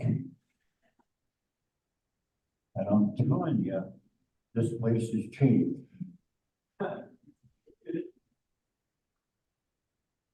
In some discussion with the group over here about process and, you know, procedures, I wanted to ask all of you, where do you go to get the answers for process and procedures in terms of communication to the public, which deserves that letter, a formal letter? I looked up the act. You ever have looked up the act? All of you? Have you looked up the act? You understand that with regard to correspondence? Not I'm not that much of an answer. It's supposed to be a formal one, in letter. Address, name. That's the only thing that is acceptable in a court of law. I'm telling you, right now, I see a whole number of people that are feeling like I do. There's been discussion looking at that thing up there, you know, details. I'm still figuring out how the hell I got here. And you know what? I got here by a good friend. He said, get your ass down there because there's trouble today.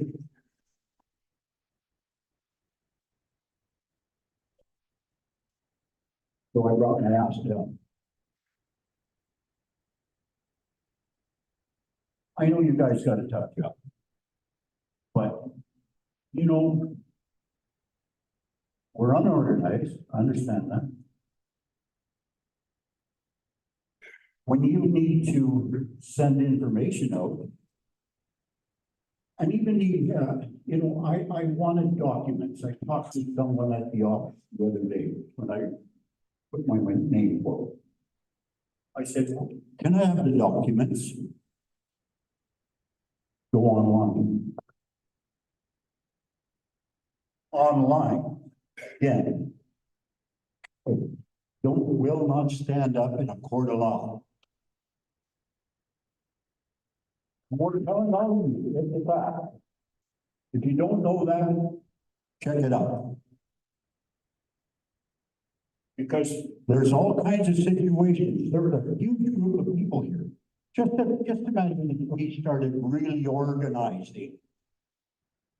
Huh? So these politicians provincially will really hear us. And I mean, that doesn't mean you have to change all the rules and all this stuff. But we need a voice. Important. I've served on a lot of boards. I've been in government. I've been all over that. I'm getting older now, but anyway, I've done all that stuff. Represented 500 people in a trade union movement. You think you guys got problems when we come at you? I had 500 members coming at me a lot of times, but I listened. I really listened.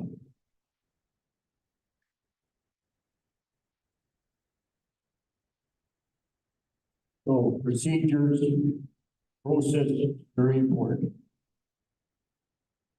I was heckling you guys for a while tonight. I apologize. But, you know, when 2 days ago, I got the notice.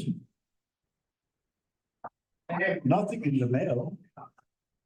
Straight. And you're saying that in the process with regard to the municipal boards or these boards, that you can't send a letter out because you haven't got the money, you don't have the offices or the anything like that. What's the score? What's the answer with that? So, like I mentioned earlier, we follow the legislated requirements for a notice for this meeting. What you're referring to for registered mail that goes to people is if there's organic mail. If there's an official plan amendment that's dealing with a specific piece of property, it goes to everybody that's in the neighborhood. But for an entire area like this document is dealing with, that was not a requirement for us. You can correct me if I'm wrong for that, Grace. Why is it? That's a good question. That's not something I can answer. I don't know the answer to that. So that's something that the province has decided, and that's no different for Oliver Papoons with the city of Thunder Bay. When we do this process, it gets put in public newsletters like we did. It gets put in a actual newspaper like we did. It gets posted. We do what we can, what we have the budget for. Unfortunately, we don't have the ability to send mail to every person in the area or in this room. And that's the way the process was designed. And I'm sorry that I mean, it's awful that people are finding out about this because this process has been going on for over 2 years now. And it's awful that people are finding out about it 2 days before this meeting. But we are here to listen, and we certainly don't want to have, we don't want to be trying to stifle any voices by not listening. So I was gonna mention this, is that a lot of people have seen this for the first time, they didn't know that this was actually something from 2014. So they're seeing this for the first time, not realizing it's changes to what happened in 2014, and a lot of people I know are different. You might want to make it apparent what they can actually appeal on this, like to the municipal government or whatever about it, because it's making the changes, not the actual policies and bylaws from 2014, because that already has to be done. So you might want to, as much as you want to appeal a lot of what's in there, not realizing it's from 2014 and not something new. Well, you guys just added stuff to that one. So the original one from 2014, people are seeing for the first time because of the communication never saw it. So you might want to let them know what they can actually appeal if they like want to send letters about it. I don't think it's the whole thing. It's just what you guys got it now. If I'm right. Do you have a comment on that, Carrie? I was just David. Okay, well, David or Nikita, can you answer that? Sure. So the requirements, provincial decisions on official plans are not actually subject to appeals. So the minute there is no appeal of the minister's decision on an official plan. There used to be, that was removed a couple of years ago, 2019. From the Planning Act. 2014, they could have appealed anything they wanted. Now, the flip side is that, once there's a notice of adoption of the plan by the board, that will include the contact information of the ministry. And it kind of like this, you're welcome to contact them with your concerns. All of the comments we've received tonight will, and throughout the whole process, will also be provided to the ministry. Both we're working on a kind of a comment response matrix of everything we've heard right now. Also the originals will all be provided to the ministry, so they'll know what your concerns are. They'll go through them. Now, the extent to what modifications they're likely to make, those modifications, my experience, are based on, something's missing in terms of provincial policy that wasn't in the plan. So like the ministry staff, their recommendation to the deputy minister, the minister's office rather, is based on provincial policy compliance. Okay, I want to make another point. There's some, actually, the people were a gray area when it comes to politics and government. Right now, why doesn't this board seek through the government the abilities to send out letters? We did. Notice. Because it's there in the municipal act for you all to read. And it's got to be in writing, as I stated. The municipal act does not apply in an unorganized area. This is not a municipality. Let me finish, please. Notice requirements are described through the Planning Act only. And we provided notice that way. I have emailed the province, the Ministry of Municipal Affairs locally. I've asked for more funding. Every year we request more funding. Every year we apply for special business case funding to work on this project, and we are denied. So we certainly do try to get funding to do more and to be able to reach you better. But we are not getting that money every year. I guess the board government doesn't want to give you the tools so you can really do your jobs well. And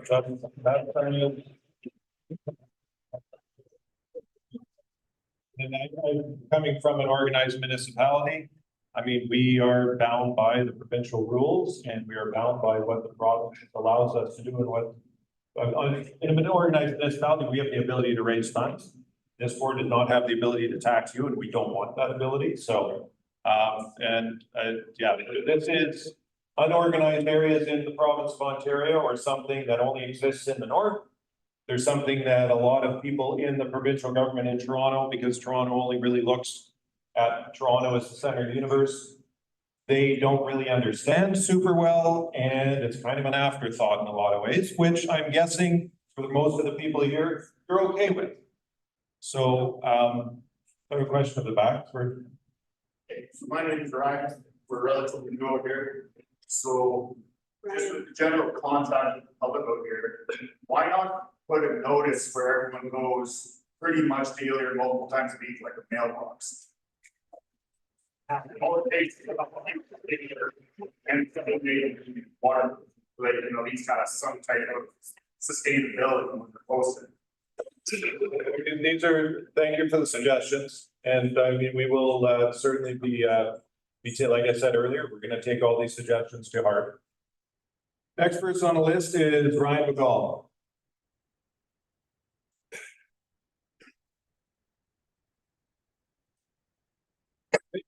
And the last person on my list is Dawn Boyce.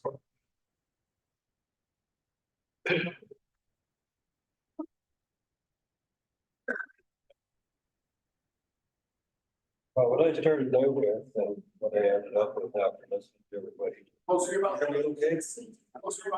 How about that? All right, what I started out asking, what I'll end up asking is a little bit different. My first issue is I'm aware is not an organized township, it's an incorporated township for a very, very organized. Sorry. Yeah. And what is right back? What is the reason for all these changes? What's the real heart of it? Somebody just wake up one day and say, "It's been 10 years. We should start the clock." What's the reason? So the reason for this entire process is the provincial government mandates that official plans and zoning bylaws are reviewed every 10 years. So that, because our mandate, the Lakehead Rural Planning Board is to administer the official plan and zoning bylaw. We are mandated by the province to review this every 10 years. And let's be fair, nothing in life or in government or in the world stays the same. So it is good to review things and go over them every once in a while, and that is what this process is.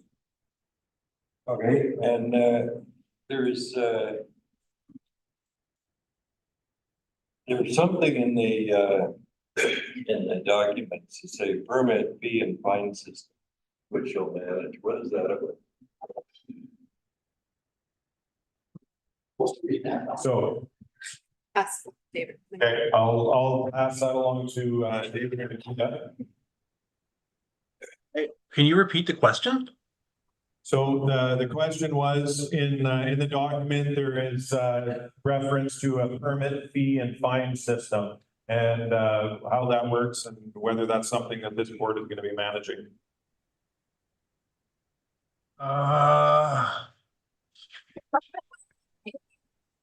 Nikita, can you have that in front of you? I can bring it up. Yeah. Did someone else say something? Because I wasn't sure. Oh, there was just some laughter in the room. Okay. I think ultimately it's, as you've been saying, these documents are, they need to have certain components to them. So the part about the fees and the enforcement is a piece that goes hand in hand with the creation of a zoning bylaw. The actual enforcement and execution of that and how that applies in the Lakehead Rural Planning Board may not necessarily be executed in the way it's written based on, I guess, the funds and the resources that are available.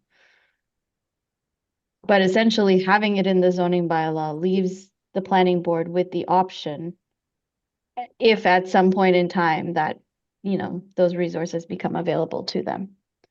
My opinion that should be stricken and then wanted to go back to that later. At that time, is this leave wide open? The other thing is the population density questions you guys did your calculations on. I remember back in about 1998, it was talking about closing the school because we have kids. Everybody on board. The school board said, "Oh, we're going to have to do it. It's just not going to do it." And the next thing you know, 5 years later, we had portables all over the playground because they had miscalculated so badly on their calculations that in a room for all the kids that showed up. And I don't understand why we have to restrict it all to any number of severances in the next 25 years.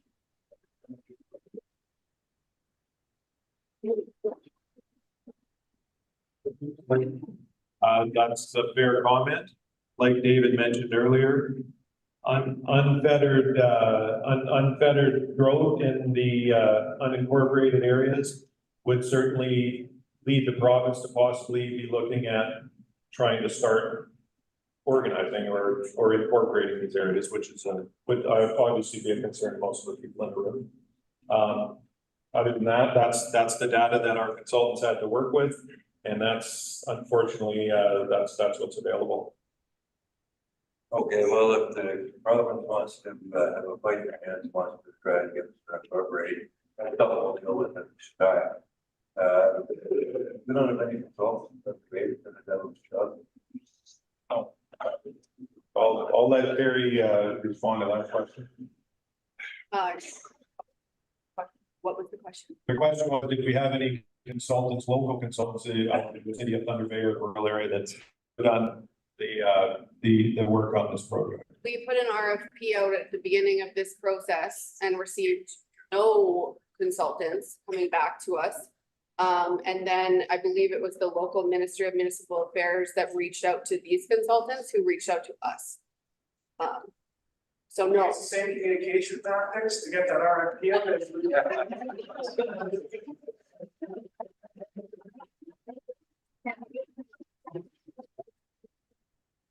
Unfortunately, this is rather specialized work, and I'm not aware. I know the municipalities such as Oliver Capoonge are routinely have trouble finding people to do planning consulting work in the local area.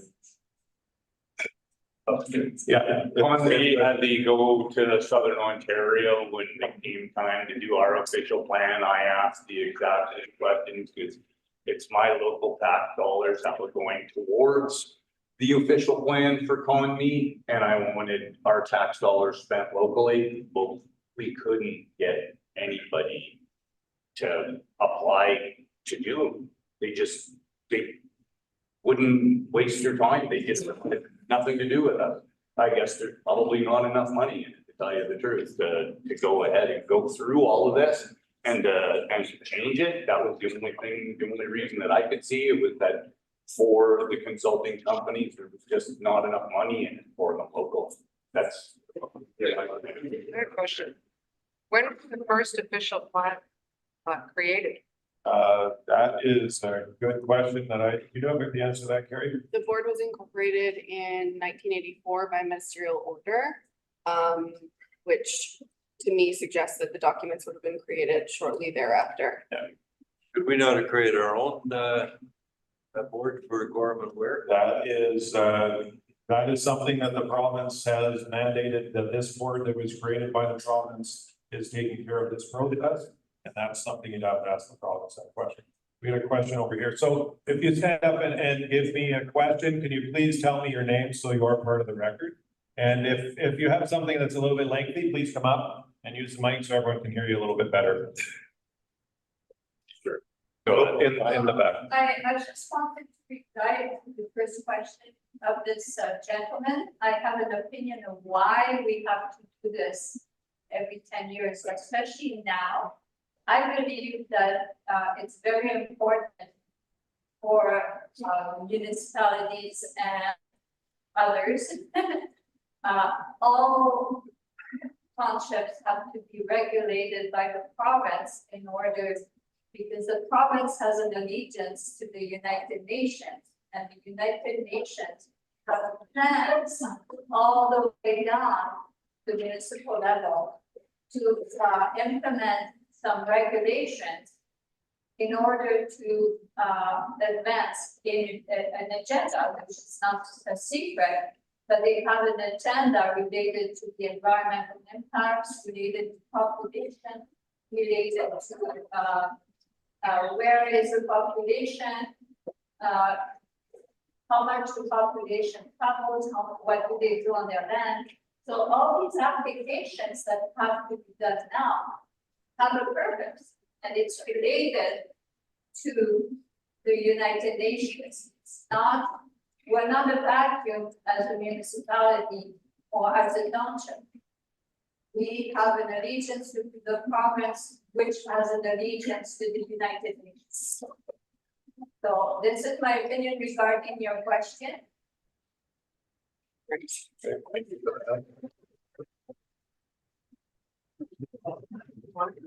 Okay, this gentleman was first. Would you like to come up or? Yeah, sure.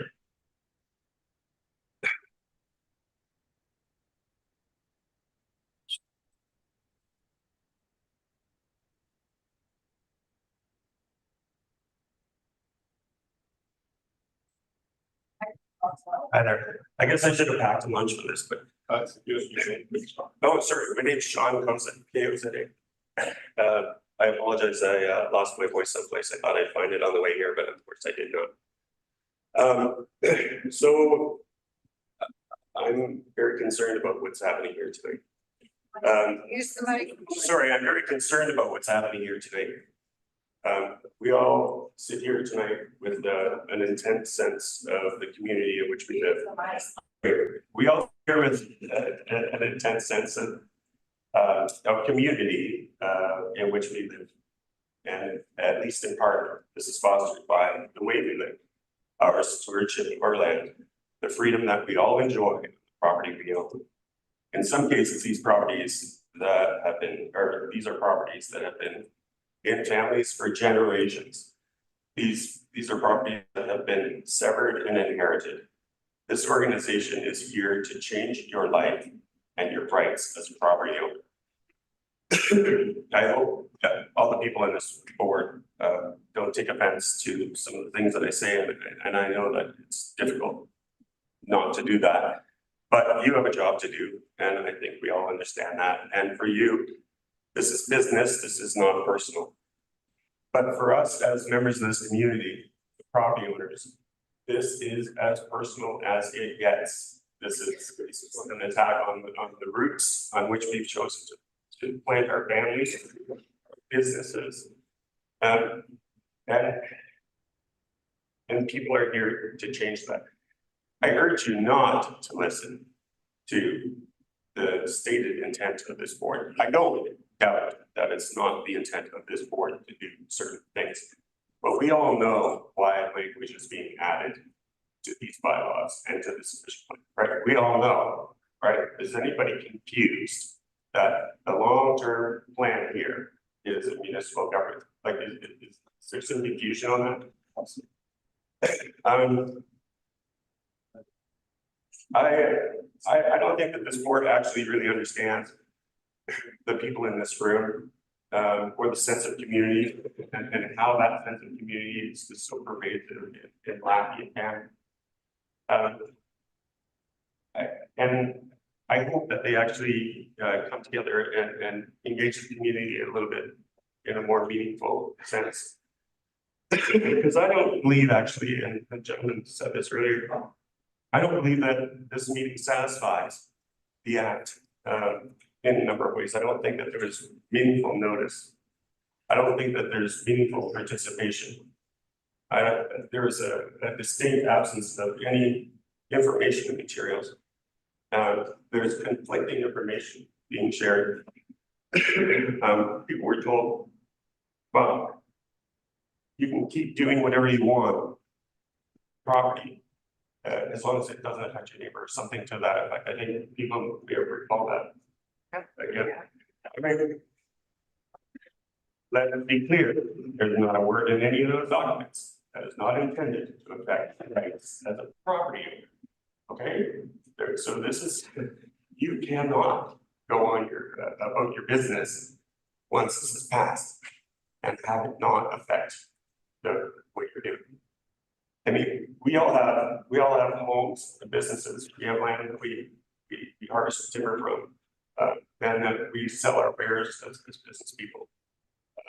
And we enjoy the freedoms that we've been afforded living out here the way that we do.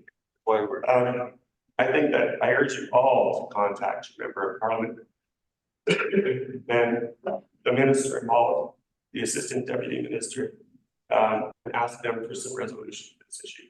I don't think, I caution everybody, like, there's a couple of people are concerned about, you know, increasing funding for this organization. You understand that when we start going along that line, we're starting to talk about a budget.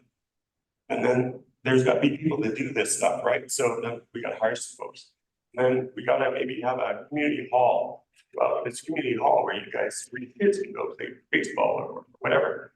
But this is all part of the thin end of a wedge. This is a track. We all know where it's going to satisfy your own questions by saying, oh yeah, that's what they said. They said, I'll be able to do whatever I want to do. This is not the case. Them coming here to engage the community and not have materials available, very basic materials available for you to look at and see how what we're discussing affects the land that you live on. And I don't think that that's fair. I don't think that it satisfies the requirement of the planning order for meaningful public information. Should be billboards. It should be something different. It just smells wrong. You know, that this is all happening, and there's so many people. Like, there's not all that many people in Lakehead, but that so many people can sit here in this auditorium and say that they really didn't know what the heck was going on. Well, how does that happen? It's not because the information is being disseminated. You got to ask the questions, and you got to contact your politician. This has got to stop. It's the planning stuff. Everybody's property is going to be affected. If you don't think that it's going to be affecting your property values, you're anyway, you're done.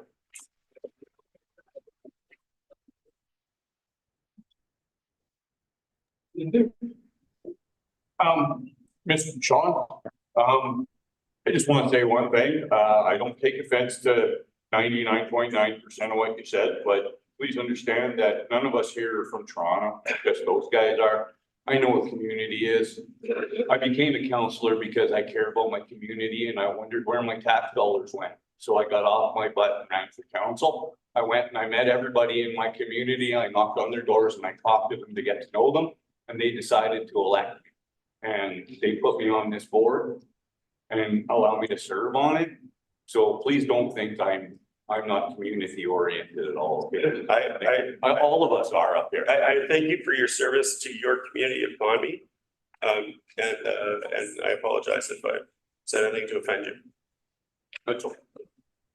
Okay, no, I don't know if our consultants would like to add any comments to those questions, or to the comments that were just given. I was the one who said I'd like to clarify. What you decide to do on your property is up to you, whether there's rules that are enforced or not. I mean, that is up to you. That's up to me and Oliver Verpoons. That's up to somebody in the city of Thunder Bay. What I am going to be clear about is this board does not have the intent or the ability to change what we have been doing in the past. And that, to be frank, has not been very much. So I just want to be clear about that. We have lots of hands up here. I have a gentleman standing here. So I'll get to all of you, but just please be patient. Jerry Select. Jerry. Well, I see a lot of representatives on this board, and I realize you're telling us it's mandated by the province. But, you know, we got all the Punage, Tommy, Neeving. These are areas where probably a lot of these people didn't want to live because of all the regulations that we've heard about.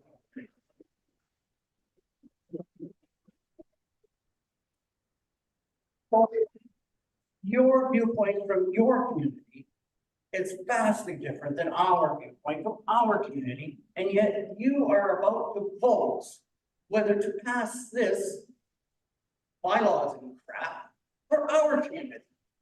Like, that doesn't feel like proper representation at all. At all.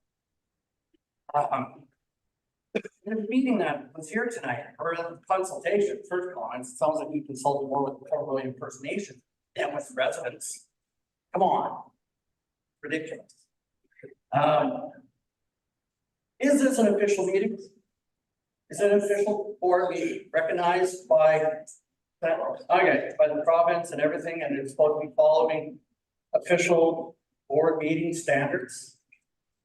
How come nobody here gets to do a yay or nay when you did your motion at the start? That is required at the board meeting. So the board members of which I'm the chair of this board, we are the ones who do the voting. We are the ones who make the decision at our official meetings. That is not something that comes to the board. I've been at other volunteer board meetings and that is the decision that comes before. So requiring some privilege. okay, and that's the structure of this board. That would be no different than at my municipal council. I am one of the people that gets to vote on motions that come from the floor. So this is a public meeting. This is part of the public process, but this is not a membership meeting of general members. I understand. I'm not telling you that that's the best way to do it. I'm telling you the way that it's been structured, and that's not something I've had control over. Who structures it? The province structures it. It's been structured this way by the province. So yeah, like I said earlier, this is an unincorporated or unorganized area. Unfortunately, you people do not have a municipal government that you have the ability to vote in. You're not allowed to vote in someone like myself or these other gentlemen sitting here that sit on municipal governments, and that is the reality of the situation. So that's not something I can change. And quick question for Dr. Dave West. Yeah. How long have you lived in Gorham? Where? Lived in Gorham since 2019. 19. 6 years? Lived here 58 years. So the mindsets are vastly different on what is acceptable for the long-term residents of the area. I just, again, I don't feel represented. I really don't. Just based on.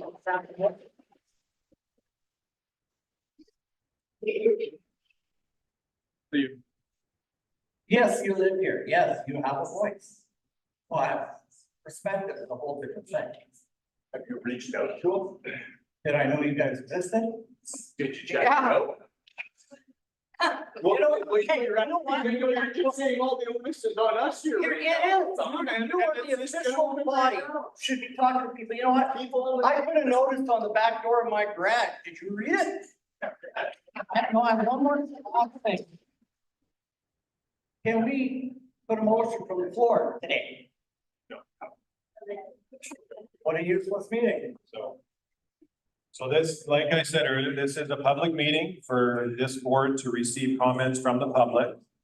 And that is the way it's structured. So and once again, we have a limited mandate. We only work on the official plan, the administration of the official plan and the zoning bylaw. And that is, I mean, this meeting typically takes each of us less than an hour once per month. And with some preparation time in advance of that. So this is certainly not something, I mean, we are not your municipal government. We do not want to be municipal government. And that is not our role. So. But are you making decisions on, are you voting on this? Are you just voting on?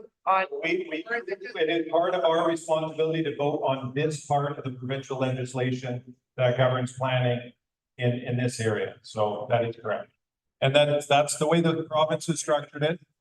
Like I said earlier, the unincorporated areas are something that they're a bit of an anomaly in the province. And they're certainly something that, I mean, it's hard to have representation for you people without having a municipal government. And this is part of the reason that most of the province has organized municipal governments.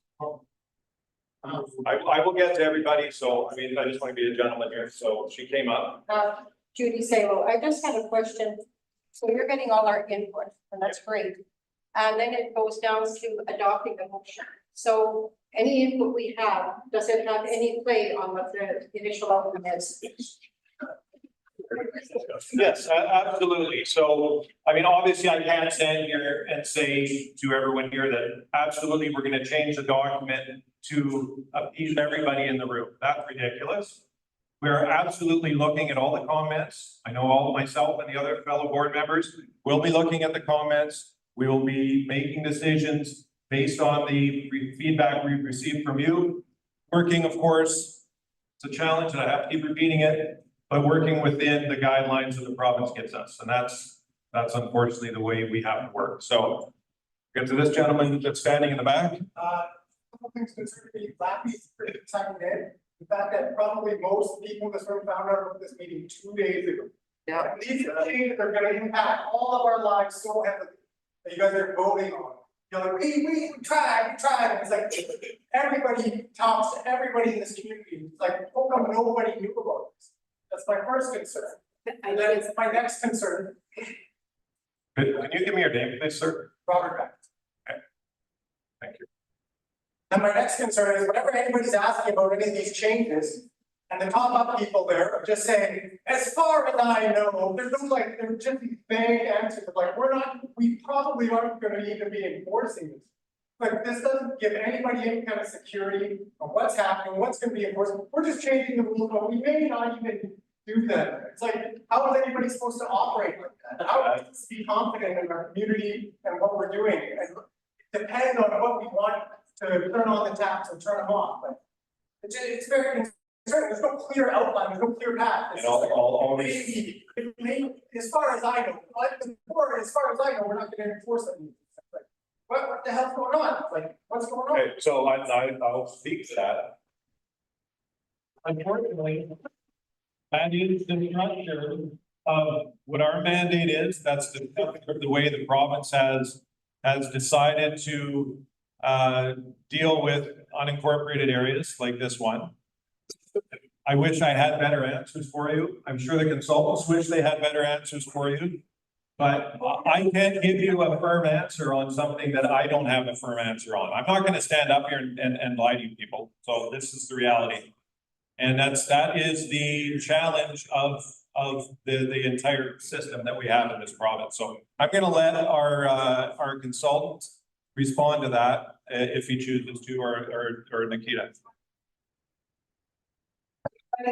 26. So David and Nikita, go ahead.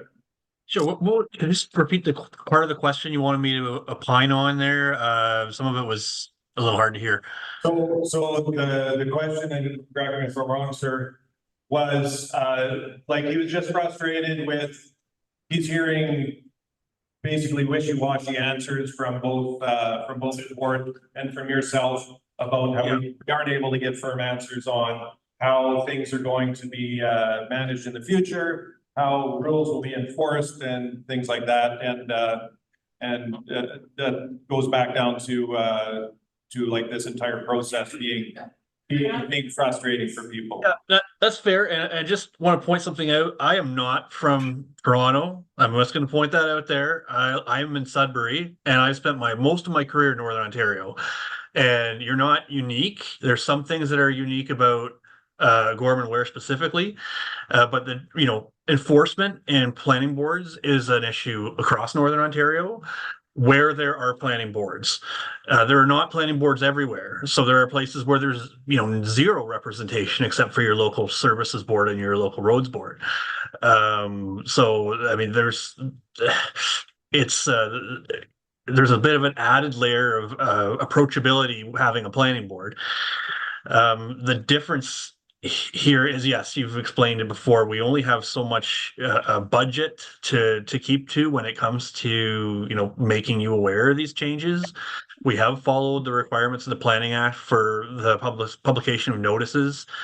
Sticking to the budget parameters that we had to work within, which unfortunately are set by the province as well.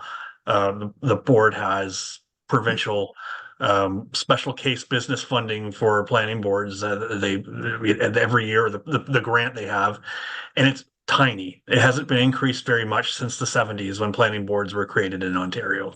So that's a whole other issue that multiple governments have failed to address, and so that adds to the challenges of this process.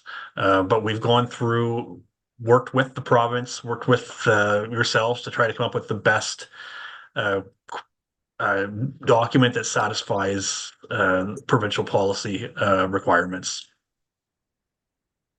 Okay, I'm gonna ask this gentleman over here. Just wondering about the service. Is there a date that we can start applying for it? Okay, correct me if I'm wrong, it's probably best for Terry, but it will be, so we have to, the board needs to approve the official plan. And it needs, then we need to adopt it, it needs to be, I guess, final adoption or approval from the province. So reasonably speaking, I mean, and I'm also hearing that there should be more consultation, so that's something that this board needs to discuss. So reasonably speaking, what are we looking at for a timeline, Terry? So if, say we adopt the official plan in November, and pass the zoning bylaw in November, then the documents go to the ministry to review. I mean, time are kind of all over the place. They have 90 days to review, but it's often extended and we don't really get information on why or how long. But we can't sever until these documents have been approved by the government. Okay, so I mean, best case scenario, it's probably close to a year from now, it's probably reasonable. We don't know, we wish we could give you a better answer. That's all we can tell you. We will post it on the website. Unfortunately, that's not a great answer for you, but that's where we'll post it. Yeah, and you're certainly welcome to call our office anytime to get this kind of information. I mean, that the office is open 5 days a week because Terry also works, she's only part-time for LRPB, but she's working the rest of the time for all of her, so. Gordon Cuthbertson from meeting, we just went through the official plan process. And we had a meeting at this, and we adopted ours and sent it in. The ministry made some changes. We had to have another meeting like this before they made a change to tell the public what their changes were. We had 3, if not 4 of those meetings. So this isn't a guarantee that it's going to happen overnight, but it is a guarantee that we're going to have another one of these meetings and we can learn and we can make sure that you are informed better.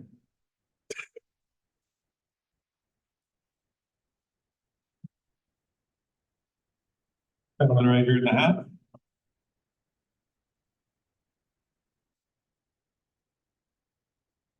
My name is Rick Sharpen.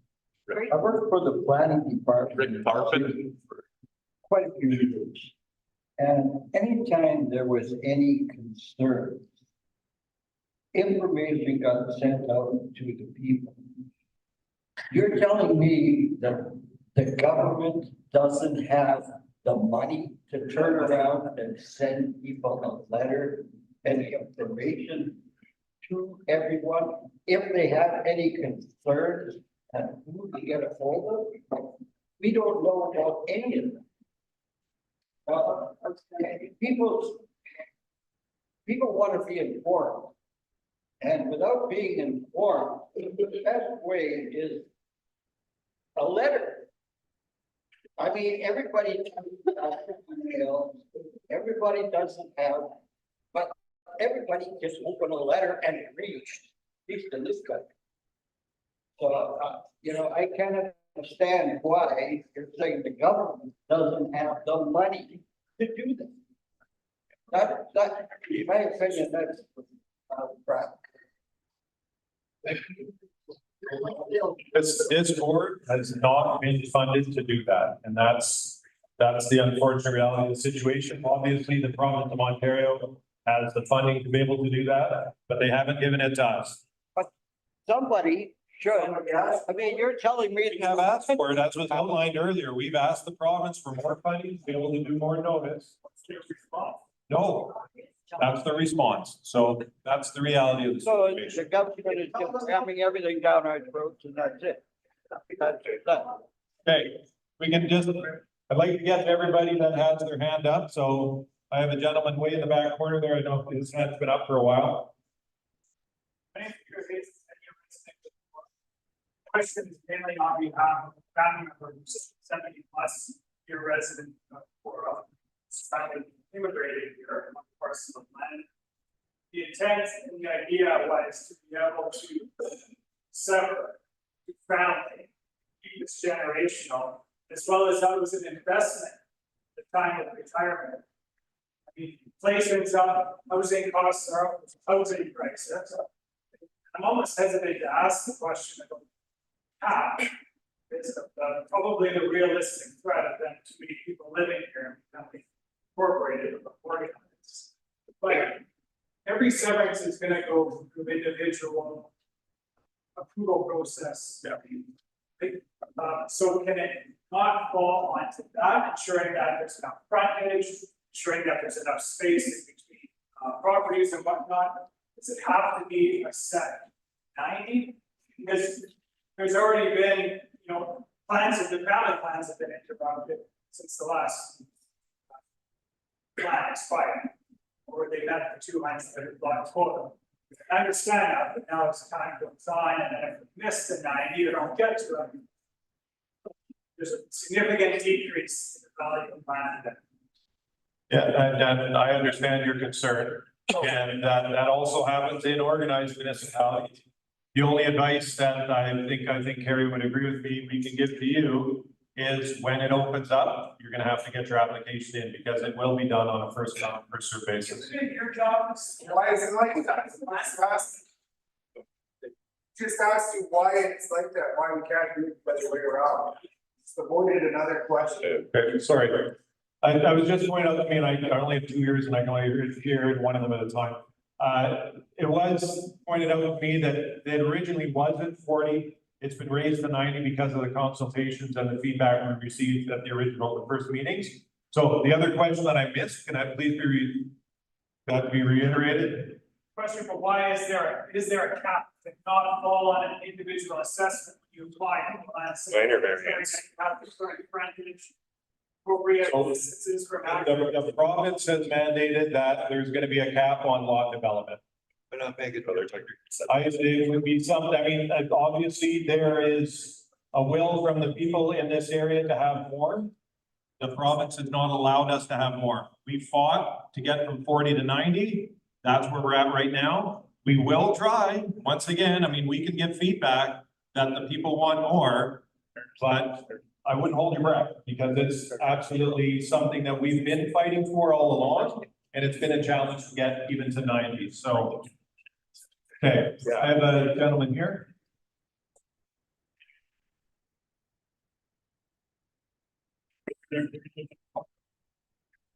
My name is Connor Slan. I'm only 19, so I don't have property, but my dad and I also have property, and my dad's got a couple trunks that I plan on building on it.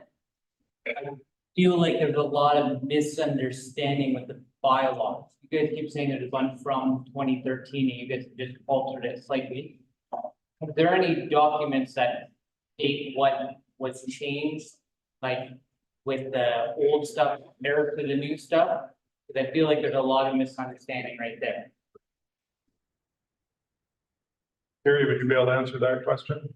The background report, as well as a memo from the consultants with all of the changes that have occurred, is on our website. So those documents do outline what the changes have been to this document. Okay, I on a couple Facebook groups, and that's how I found out about the meeting and all the bylaws and stuff. And I want to learn about this stuff, and from what I was reading online, was what I understood was all these bylaws are being dumped on us all at once, and we're trying to organize. But I'm realizing that a lot of these were implemented and they just haven't been enforced because they're planning on enforcing them. It still worries me a bit that they are gonna get enforced in the future. There's a lot that I don't agree with the bylaws, but now I understand that they are raised in implementing to get it. Okay.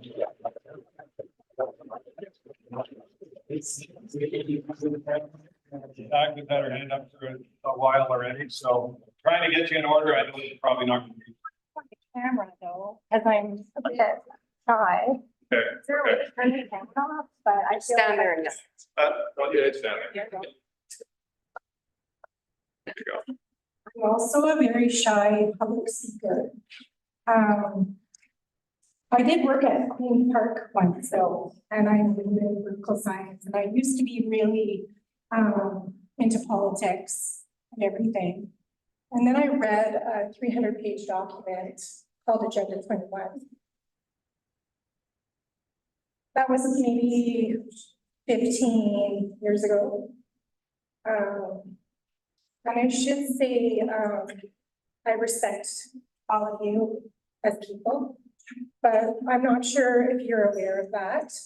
And a lot of the people here, I'm a woman and you're a man. We are non-incorporated. We are free people, actually. And that document starts to take away a little bit of our rights. I'm also, I'm getting nervous because I'm not a good speaker, but I'm also I'm really passionate about saving our environment and sustainability. And so initially when I was reading it, I was like, oh, wow, all of this is protecting our environment. But then when I started reading in between the lines, I thought, no, like, this doesn't seem right. I've always been a person that trusts, I trust our higher ups. And then I started asking questions because I'm a question asker. My dad was a scientist. So he always told me, ask questions. And then there was a lot of no answers and rabbit holes I would go down. So I got really like, what is actually going on? And since then, I have started to understand that we are actually free people.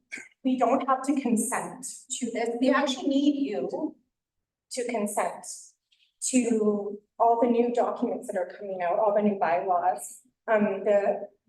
But they need you because we need to say yes, but you are free people. And actually, we are land, we are stewards of the earth. So we need to take care of the earth on our own. We don't need to be mandated by provincial governments that we need to do this. And I can't really talk about everything because it's such a big scope. It kind of is mind-blowing, but I know that there's a few organizations out there that have started to take apart these things in local councils like Peterborough with under this huge, where they were about to lose all of their municipalities or be under a lot more control. And that's what's happening is they want us to have more mandates, more bylaws, so that we are really restricted with mobility, with how we, and the Trout Lake lady, I don't know if she's gone, but they were talking about how it's what's in best interest for down south, but actually it's a globalist agenda. They want to make money from logging, from minerals, and all of this. I know I'm rambling a little bit because I didn't have time to prepare as well. I am a reader and a researcher, and I really encourage everyone, including you, to look into these things. I found out there's an organization called ICLEI. It's ICLIE, I believe, which is a private corporation. And I think, what's the organization, the two people that are online right now? Is that a private corporation as well? So they're private. So the government has hired a private corporation to help us along in this matter. Why? Why do they need your consent? It's kind of a funny process, and I know a lot of people were giving up on you tonight. It's people like me, and especially our young man, David, who is in Gorham. Like you are our representative right now, but if we all kind of understood the bigger picture, we have to know that we can just say no and understand that you are a man or a woman living on the free earth. And that's why a lot of us have chosen to live in Lappy, because it's unorganized.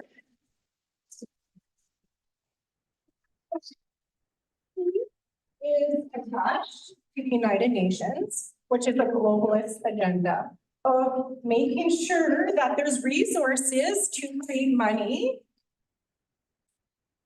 for the elites, not for us, not for the local people that live here.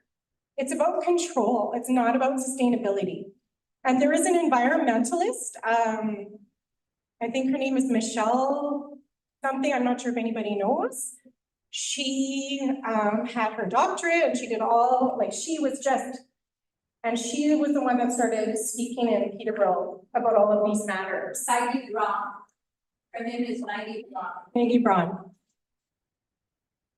And more often, anybody that starts speaking starts to get hammered. And I'm a little bit nervous too because I lived on Surprise Lake. Thank you.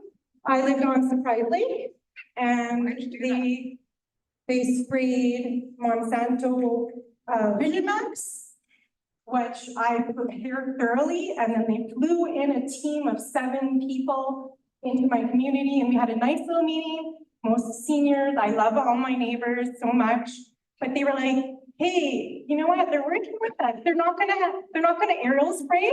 They're just gonna hand spray now. But then what happened 3 years later, our water quality changed. We got blue algae. I'm an avid outdoors person. I work in the forest every day. I noticed the animals changed. There was no more, like all the owls that I knew were gone. You couldn't even see like the mice anymore. There was no tadpoles for years after they sprayed. And they're clear cutting right now in up Dog Lake Road. I don't know, I hope I said what I needed to say, but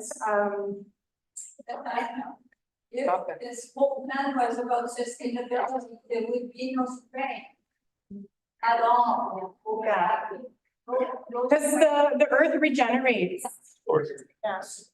Get your name. Tasha, and I did, yeah.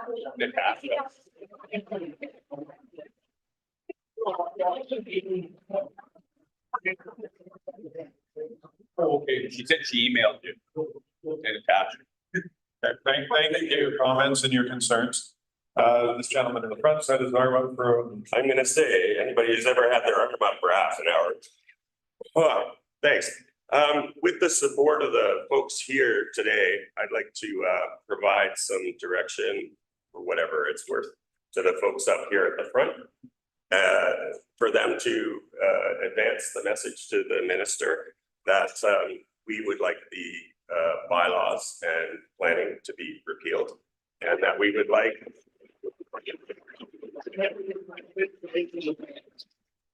under their authority under the planning. So do I have support on that?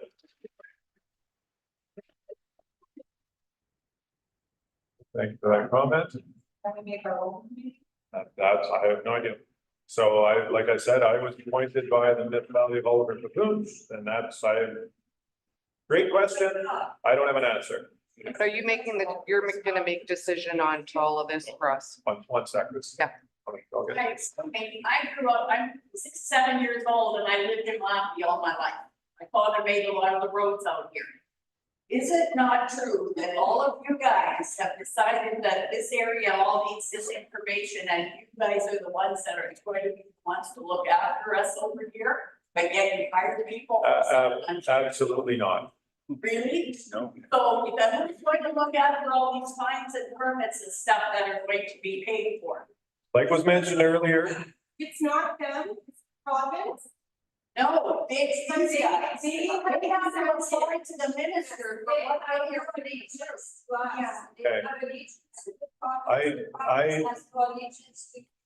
No, like, you guys are applying to the minister. we did not apply to the ministry to do this process. Are you not sending the information that you were requiring? That's why we're having this. We did not apply to the ministry to start this process. The ministry told us, this is what you are to do to review this official plan and zoning bylaw. Really? That's what we're doing.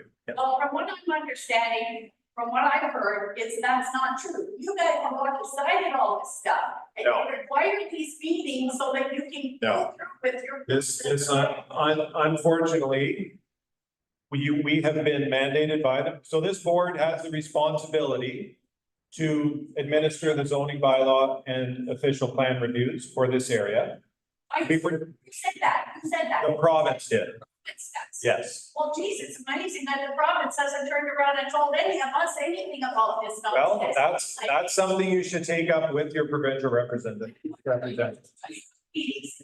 That's, Why was this not? so, and the comment was mentioned just from here that the province should be here tonight. We have asked the province, why aren't you coming to these meetings? And they don't come here. They choose not to.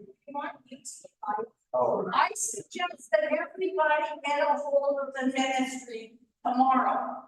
You send your complaints about these guys, and when they send this in, the ministry knows everybody else's feelings that they're here. That is what some God. Thank you, ma'am, for your comments. It's getting late, so I want to get to as many people as we can. Oh, can we get your name, please? Linda Tassa. Thank you. Okay, the gentleman in the front. Leonard Doherty, you've identified a couple of abandoned mine sites on that plan. And very vague as to what it actually entails, the restrictions are gonna be. My question here is, part that I live on, I'm in one of those circles. There's 13 residences on that already, and it's very ambiguous as to what kind of restrictions you're going to apply to those zones and who's responsible. My question here is that the landowners should not be responsible. Previously existing mines have caused problems all over the place. The province or takes care of them, or else the mineral rights holder should be taking care of them, not the landowners. But it's really, really ambiguous and it's like concerning. That's a good question. I don't know. You know, already part that I'm aware of, the one that we live on, 7 of those 13 residences have been severed off the original property that belonged to Thunderhead Gold Corporation.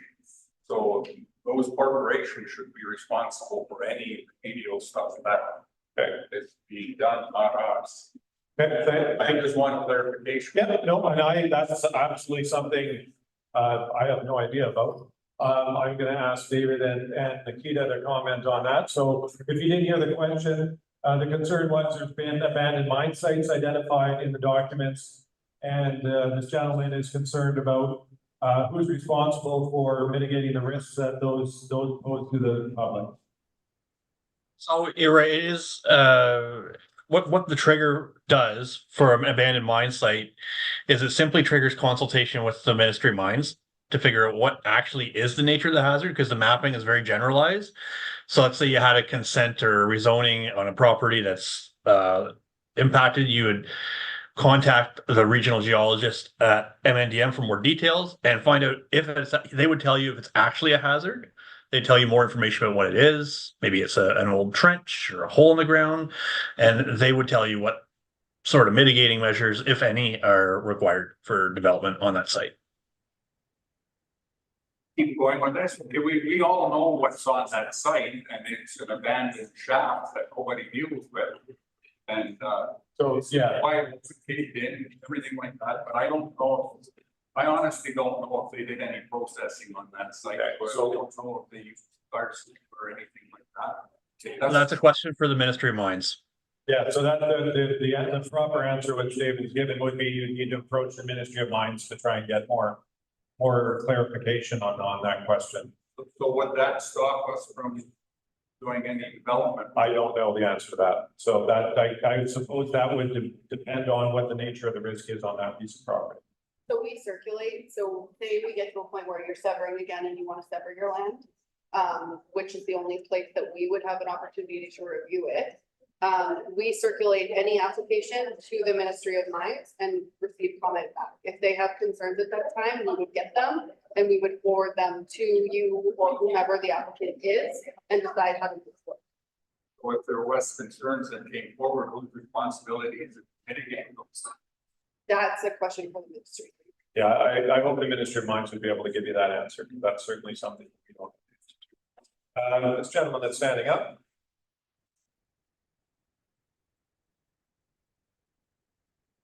My name is Mark Hackett, and I've got it. I don't know if you guys realize, Laura, Bear and Dodge Road lots are two separate townships. We're getting together, like, we've got a Farmware school. You're blending us in like on these subdivisions. You're saying 90 first come, first served. That's not right. You're not, that means somebody from Gorham, they can get a whole bunch, not spreading the subdivisions properly, but it should be half to Gorham, half to Ware and Dawson Road. To spread it around equally, if that's your, you want to have it more spaces. Well, we have to, you have to separate us. We're two different townships. How we got blended into this, I don't know. It should be Gorham Township and Ware and Dawson Road lots. So I'm hoping you guys can do that with these subdivisions. And I think we deserve our own representative on this board. Where? Not Gorham, Ware. We need our own representative. We've only got one for Gorham. There is actually two representatives. One gentleman wasn't here. Is he from where? I don't know where he lives. I'll make sure he's from where. That's all I'm gonna do. Thank you for those comments. Those are, I've never heard that concern. So that's certainly something that has validity to it. Down in the back. I don't have property out here, I'm looking for property, but anyway, my suggestion. You're saying that these people didn't get any notice. I mean, I've got half an hour plus my friends are going to come out. And I'm like, if I'm ever gonna get property, I don't know what's gonna be happening. But for these people to know, there's a school in every district. Townships, but they not when they know there's a meeting. Cause I'm worried that they'll say, well, let's print a letter, let's mail them out, and then they get them 3 days after the meeting. It's not gonna happen. But then they'll say, well, we sent a letter. So why couldn't, if you knew 2 weeks ago that you guys were gonna have this meeting, couldn't you just go to the principals of what, 10 schools? And just say, there's a meeting at this day, this time, and they can put it on their announcements or, you know, whatever, the piece of paper or something. Because it affects the kids, it's their parents and the kids and the others and the class. You know, it's just way to make it like wildfire. Sounds this week. Privacy. That's just my looking at. Sorry, I need to say something. Personal responsibility. I found out about this meeting by watching the Lakehead planning board meeting in September online. That's acceptable for everybody. So they actually mentioned when they were gonna have this meeting. And then from the last meeting, they were meeting. So there was some notice. Not everybody did get notice, I do recognize that. But on that website. Because like I said, there's a personal responsibility, so we are invested. So that the last. But the power is not. Keep in mind that they're vibrant model. Okay, I'd like to get this a few more questions if we can. So, back, young lady.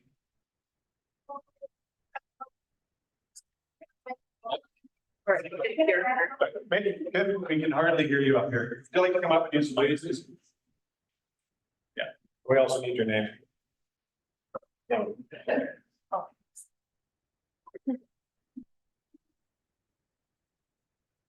Essentially, if this all goes through permits, all but like, and your planning, is accepted, are you going to grandfather in businesses that are already on the properties?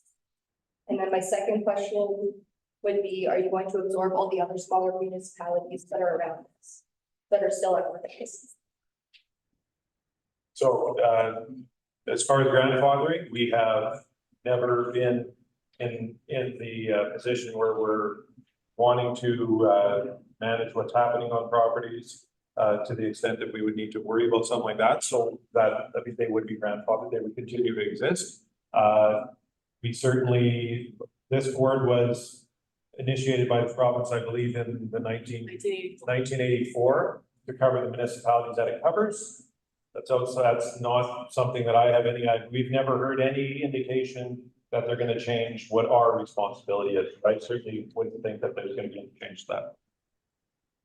The document does say that if our properties are R1, so that's residential, and there is commercial use on some of these properties. So are you going to, because an organized township usually does come in and stop these things, so are you going to grandfather those cities? That's a great question. Like I said earlier, there's no movement that I'm aware of, nor anyone else on this board or staff, that this is going to move towards being an organized municipality. But, so I can't really answer that question, but typically in an organized municipality, when you change rules, everything that exists is grandfathered in. So that's not, As long as it's legal. as long as it's legal, so. What's your name? Andrew. And You have a second? Before, like, Andrew. no, so like, we have no, I mean, that could be something, I have to be honest, we have no idea if the province decides, I mean, they could give us a huge area. Up till now, it's been the same size since 1986. It has never changed. We've never been given any indication from the provincial ministries that they plan to change things, and we certainly don't have the intent to lobby for that. Like, there's been no whole movement towards that, so I would be shocked if something like that would change, so. It is hard enough. You don't need more. I let them have her. Gentleman in this third row.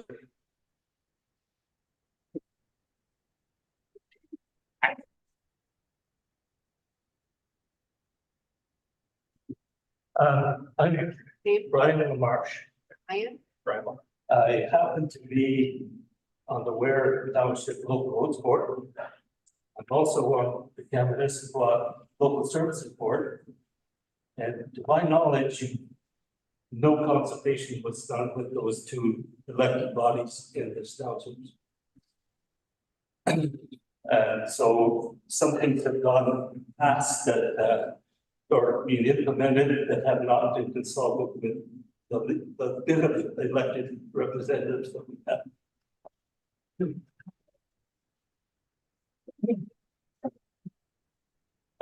And for one, in the CAB Local Services Board, we're waiting now. It's been 3 years since we've tried to get a severance to acquire land for a fire hall. And we are leasing it right now, but in order to expand the fire hall, improve fire whatever fire response and so on, we wish to expand the fire hall. And we're waiting now. This is 3 years since we've started this process, and we cannot get a severance. We cannot move ahead with our expansion of the fire hall. And the other, I guess, is that we do need more affiliated properties or homes, just so that we can improve our services and, improve the tax base for the fire halls or fire crews, and also for the local roads. Without it, we're just, barely ends meet with in our tax dollars. Severances would be your third one. Let's say more severances, you're Yes, saying. yes, we'll get more stuff. So thank you for your concern. No, they're absolutely going to be noted. Thank you.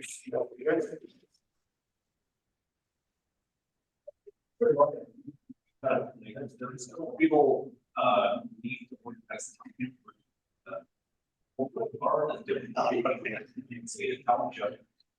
Is it population density?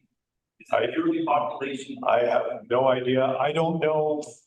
And then this is just from my personal knowledge, which I'll admit is limited. I don't know if Gary can add to this, or certainly David or Nikita. I don't know of municipalities being incorporated in the recent past, like 50 years kind of thing in Ontario. So I don't know what the province would use as a criteria. And I mean, obviously something like that could change if the provincial government changes. So I'm guessing Terry doesn't have a great answer to that one. I'm gonna leave that. Like his name. Sorry, Can we have your name, please? thank you. Okay, so I'm gonna ask David or Nikita to respond to that. I mean, I've never seen it happen where the provinces just decided to make a bunch of unincorporated territories amalgamate or turn into a municipality by themselves. The only time I've seen it was, and I was probably still in high school and just read about it in my planning classes in grad school.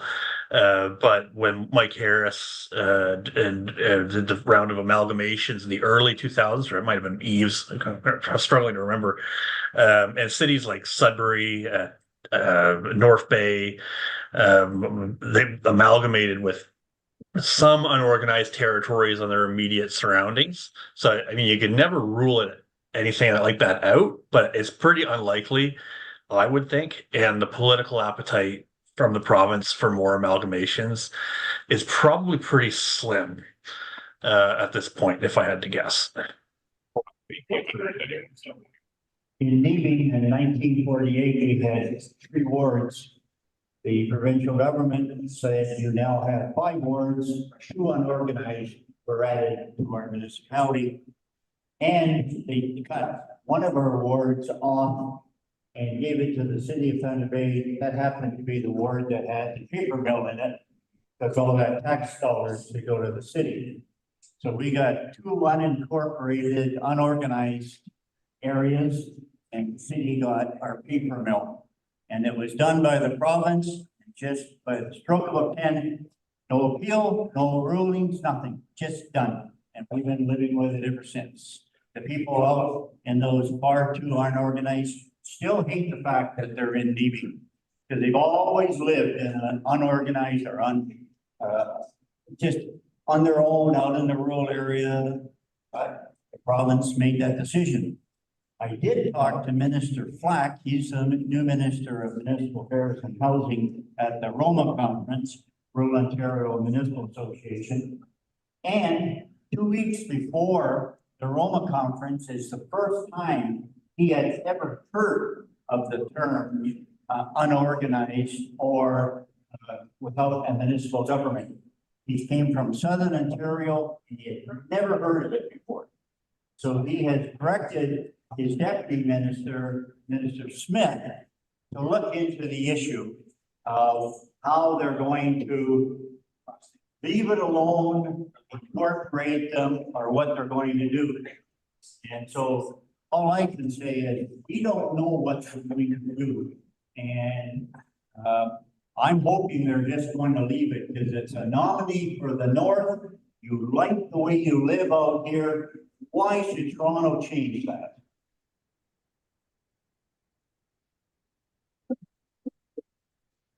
The one thing that's come up that is not mentioned tonight is the new hydro line that's coming through, particularly those road lots. And I think in a lot of the lots that are on the map, the hydro line's going to come right through there. Those properties are going to be either bought or expropriated by Ontario Hydro. And when those lots all disappear, I don't know how many there would be. Let's pick a number 10. So if those lots are all bought by Ontario Hydro, they would become one lot. Why couldn't we take those 10 and add it to that number of 90? Because those people are going to go somewhere else. That is a new one for me. And I didn't hear it. so the comment was there's a new hydro development going in along Dawson Road lots. And if lots are appropriated by OPG or by Ontario Hydro or whoever the utility is, they become one lot when it's appropriated instead of being the original 10 lots. So would that number be available to add to our inventory of lots that are available? No, those are created by natural severance, which is outside of the Planning Act. Not natural severance. No, A hydro line going through a property creates a natural severance. You're not understanding what the question is. Okay. What the question is, Ontario Hydro is going to expropriate a bunch of lots. Okay, I picked the number 10 to make the math simple. So if Ontario Hydro expropriates 10 lots, those 10 families have to go somewhere else. So those 10 lots will now become one lot. Okay, because Ontario Hydro will own them all. And they're gonna start losing their homes. So those 10 people, those 10 families that are on those lots have to go somewhere.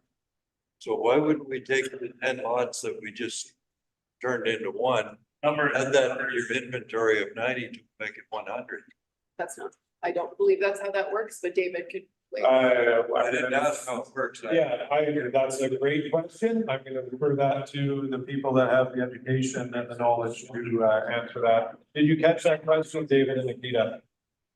Yeah, I did. I'm just, correct me if I'm wrong, if you're thinking we need to should take into consideration what happens when the hydro line goes through and we don't know how many properties it's going to result in potential property boundary changes too, if that happens. We don't have that information. Really soon, because it's happening now, it's in the process.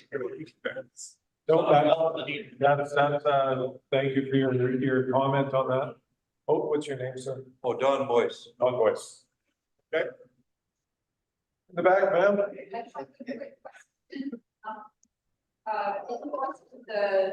The subject of spray forests came up. I was wondering if you have jurisdiction over that, if that could be part of the official plan to stop killing. We do, that would be something that would be the Ministry of Environment that would have jurisdiction over that. That's not something we would. Call the Lakehead Conservation Authority first and speak to them, because they'll give you a really in-depth, very good answer. I know like the people on that board are, they know a lot about the region, so they've been one time. Yeah. Thank you. Yeah. Thank you. So I know I spoke already, but on the idea of a lot of us felt like we did not get great official notice of this meeting. Is there any way that we can maybe get like sort of email chain where we can sign up and you guys can send us an email about a physical meeting that may be happening? Okay, so I didn't see the sign-in sheets. Did they have a space for email address? Okay, so absolutely, if you've signed in with your email address, you will be added to a notice, an email for notice for any upcoming official meetings of this sort of thing. How many people were at the last meeting? Oh, Over 100. so the last meeting was held here in June. It was a public, it was an open house. So it was, the structure was different. We had boards around the wall with maps and stuff on them, and we were walking around, answering questions that we could. And like Harry mentioned, it wasn't as full as tonight, but there was, I'm gonna guess, yeah, it was well over 100, maybe 150 people. So it certainly wasn't not well. First of all, I just would like to thank you folks for sitting on this board. I realize it's not an easy position. Land-based it here, and it's a volunteer position. You know, I volunteer with other organizations. I understand how tough. But at this point in time, you folks are our front line with the ministry. So I believe you have a moral obligation to make your best effort to have our needs as a community and manage the ministry. And so what I'd like to do, and what I'd like to ask one of you to do, is have the courage to put forward a motion right now to postpone the November meeting for 6 months, giving the neighbors and the community time to organize themselves, to come to you with a better and more comprehensive proposed list of amendments to these documents. I just heard about this 2 days ago, so I've had a cursory read, but I surely haven't had enough time to do any kind of thinking or analysis. And I think as a community, we need more time. So there's one of you people here on this board have the courage to propose this, put this motion forward right now, right here. Well, that's possible. Can I have your name first? My name's Tyler Britnell. I actually submitted a written request to speak, but I guess I didn't think of this. Comment on that before. There is no scheduled meeting for November as of yet. It's Okay. based on comments that we received this evening and discussions with the consultants. So we'll take everybody's email address and everybody will be notified when there is going to be a meeting on making these decisions to adopt or. So, and that's, I will leave that up to the other board members, that's the chair. If somebody would like to propose a motion to postpone things, that is up to. Pick a number, say 6 months, so we have time. 6 months, at the end of the day, will delay those people who are looking for a severance for a fire hall. For years. There will be another, I can guarantee you, there will be another public meeting because the ministry will not accept this on the first go around. They will make some change, therefore there has to be another public meeting. And that's the meeting that we will do a better job of informing you about the meeting. Are you saying that there is no severances going through based on the old? The old ones all used up. You had 200 and you used them all up. It's been like that for, correct me if I'm wrong, since 22, so it's been almost 3 years. Yeah. Use the quota of severances? It was 200 severances in the old plan, and they were used up in 22. From 1997 to. Cut it down to 90. That is Why what the is there a property is seal? telling us to do. I asked this a long time ago. Why is there any seal? It doesn't make sense. So in the province, they have, I mean, the province is the legal entity that allows us to exist. They are the ones who allow properties to be split in half, so, or whatever shape they're split into. And to allow those properties to happen, we have to have the blessing of the province, like otherwise, to be able to have title to your property, there has to be a legal mechanism for that to happen, so. Any other questions from the floor? They are the crown now. Yes, yeah, natural severance. Yeah. It's in your office. You're talking about a piece of property in the wall. And I bought a piece of property, corner of Old Hall Road, Bayport, that happens to have some property on the opposite side of Old Hall Road, on the two corners of Tassel Road. And those, at the time, he told me were actually buildable lots, and I didn't have to sever because the road goes through it. And is that still, am I still able to build on those lots as of right now? Is this new, this bylaw is gonna affect that? Side lots, so they're not, one may be close to 5 acres or 2 acres. Saying in the new bylaw. The other one's not likely. I don't particular in my circumstance. Then also I have the McIntyre River running through that same lot, which severs another 2 pieces of property naturally. So I understand that is a significant issue for you. I'm gonna step in and ask you to call Carrie during the day, because I mean, to expect her to be able to answer that question right now isn't really fair, but yeah, please. Yeah, that's a good question. Lot size hasn't changed. Natural severances aren't part of the planning act, so that's not part of this at all. And any lot that's a legal lot of record, it doesn't matter what size it is, it matters more that you can meet the zoning requirements, setback requirements when you're building. Gentleman in the back. I'm in a similar situation. I applied to sever in 2001. Got the okay from the planning board saying everything's fine. I got full land survey, I got everything all done. Went to give it to my son last year. I was told that I don't have not a lot of severance.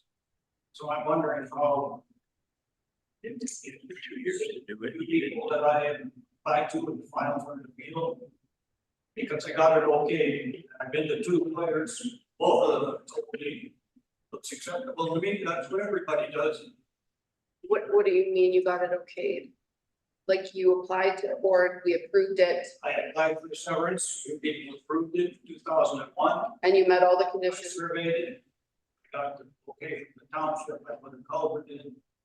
I have adequate frontage, I've got everything done, Okay, and I thought that it was done.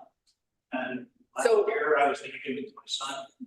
And I contacted the planning board, and I was told flat out, no severances are allowed in Gorman Ware. well, if you, I'm wondering. I don't want to be. can I respond? If you applied and received approval in 2021 and you met all the conditions and then your lawyer provided documentation for me to stamp so that it could be registered, it is there. If you didn't finish that step, that's the process. If it didn't get registered, then it does not exist. But if you were part of the original 200 count, then you would reapply based on the fact that it lapsed. Okay, so yeah, so this is another one, so sir, please give the office a call. Yeah. And we'll get hopefully straightened out to success. Anyone else? Yeah, that's what I. Let's go back. No, you're done? We're good? We're waving goodbye? I don't even know what time is it? I left my phone on the table. That's pretty. You only put the call for another 15 minutes, it's 8:45. Thank you very much, everyone, for attending. One sad something. We have one more comment here, sir. Publicly apologize for if I came on.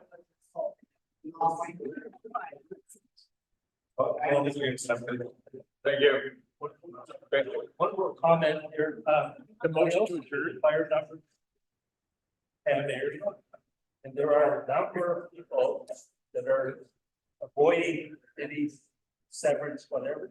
They're just building a house for their children.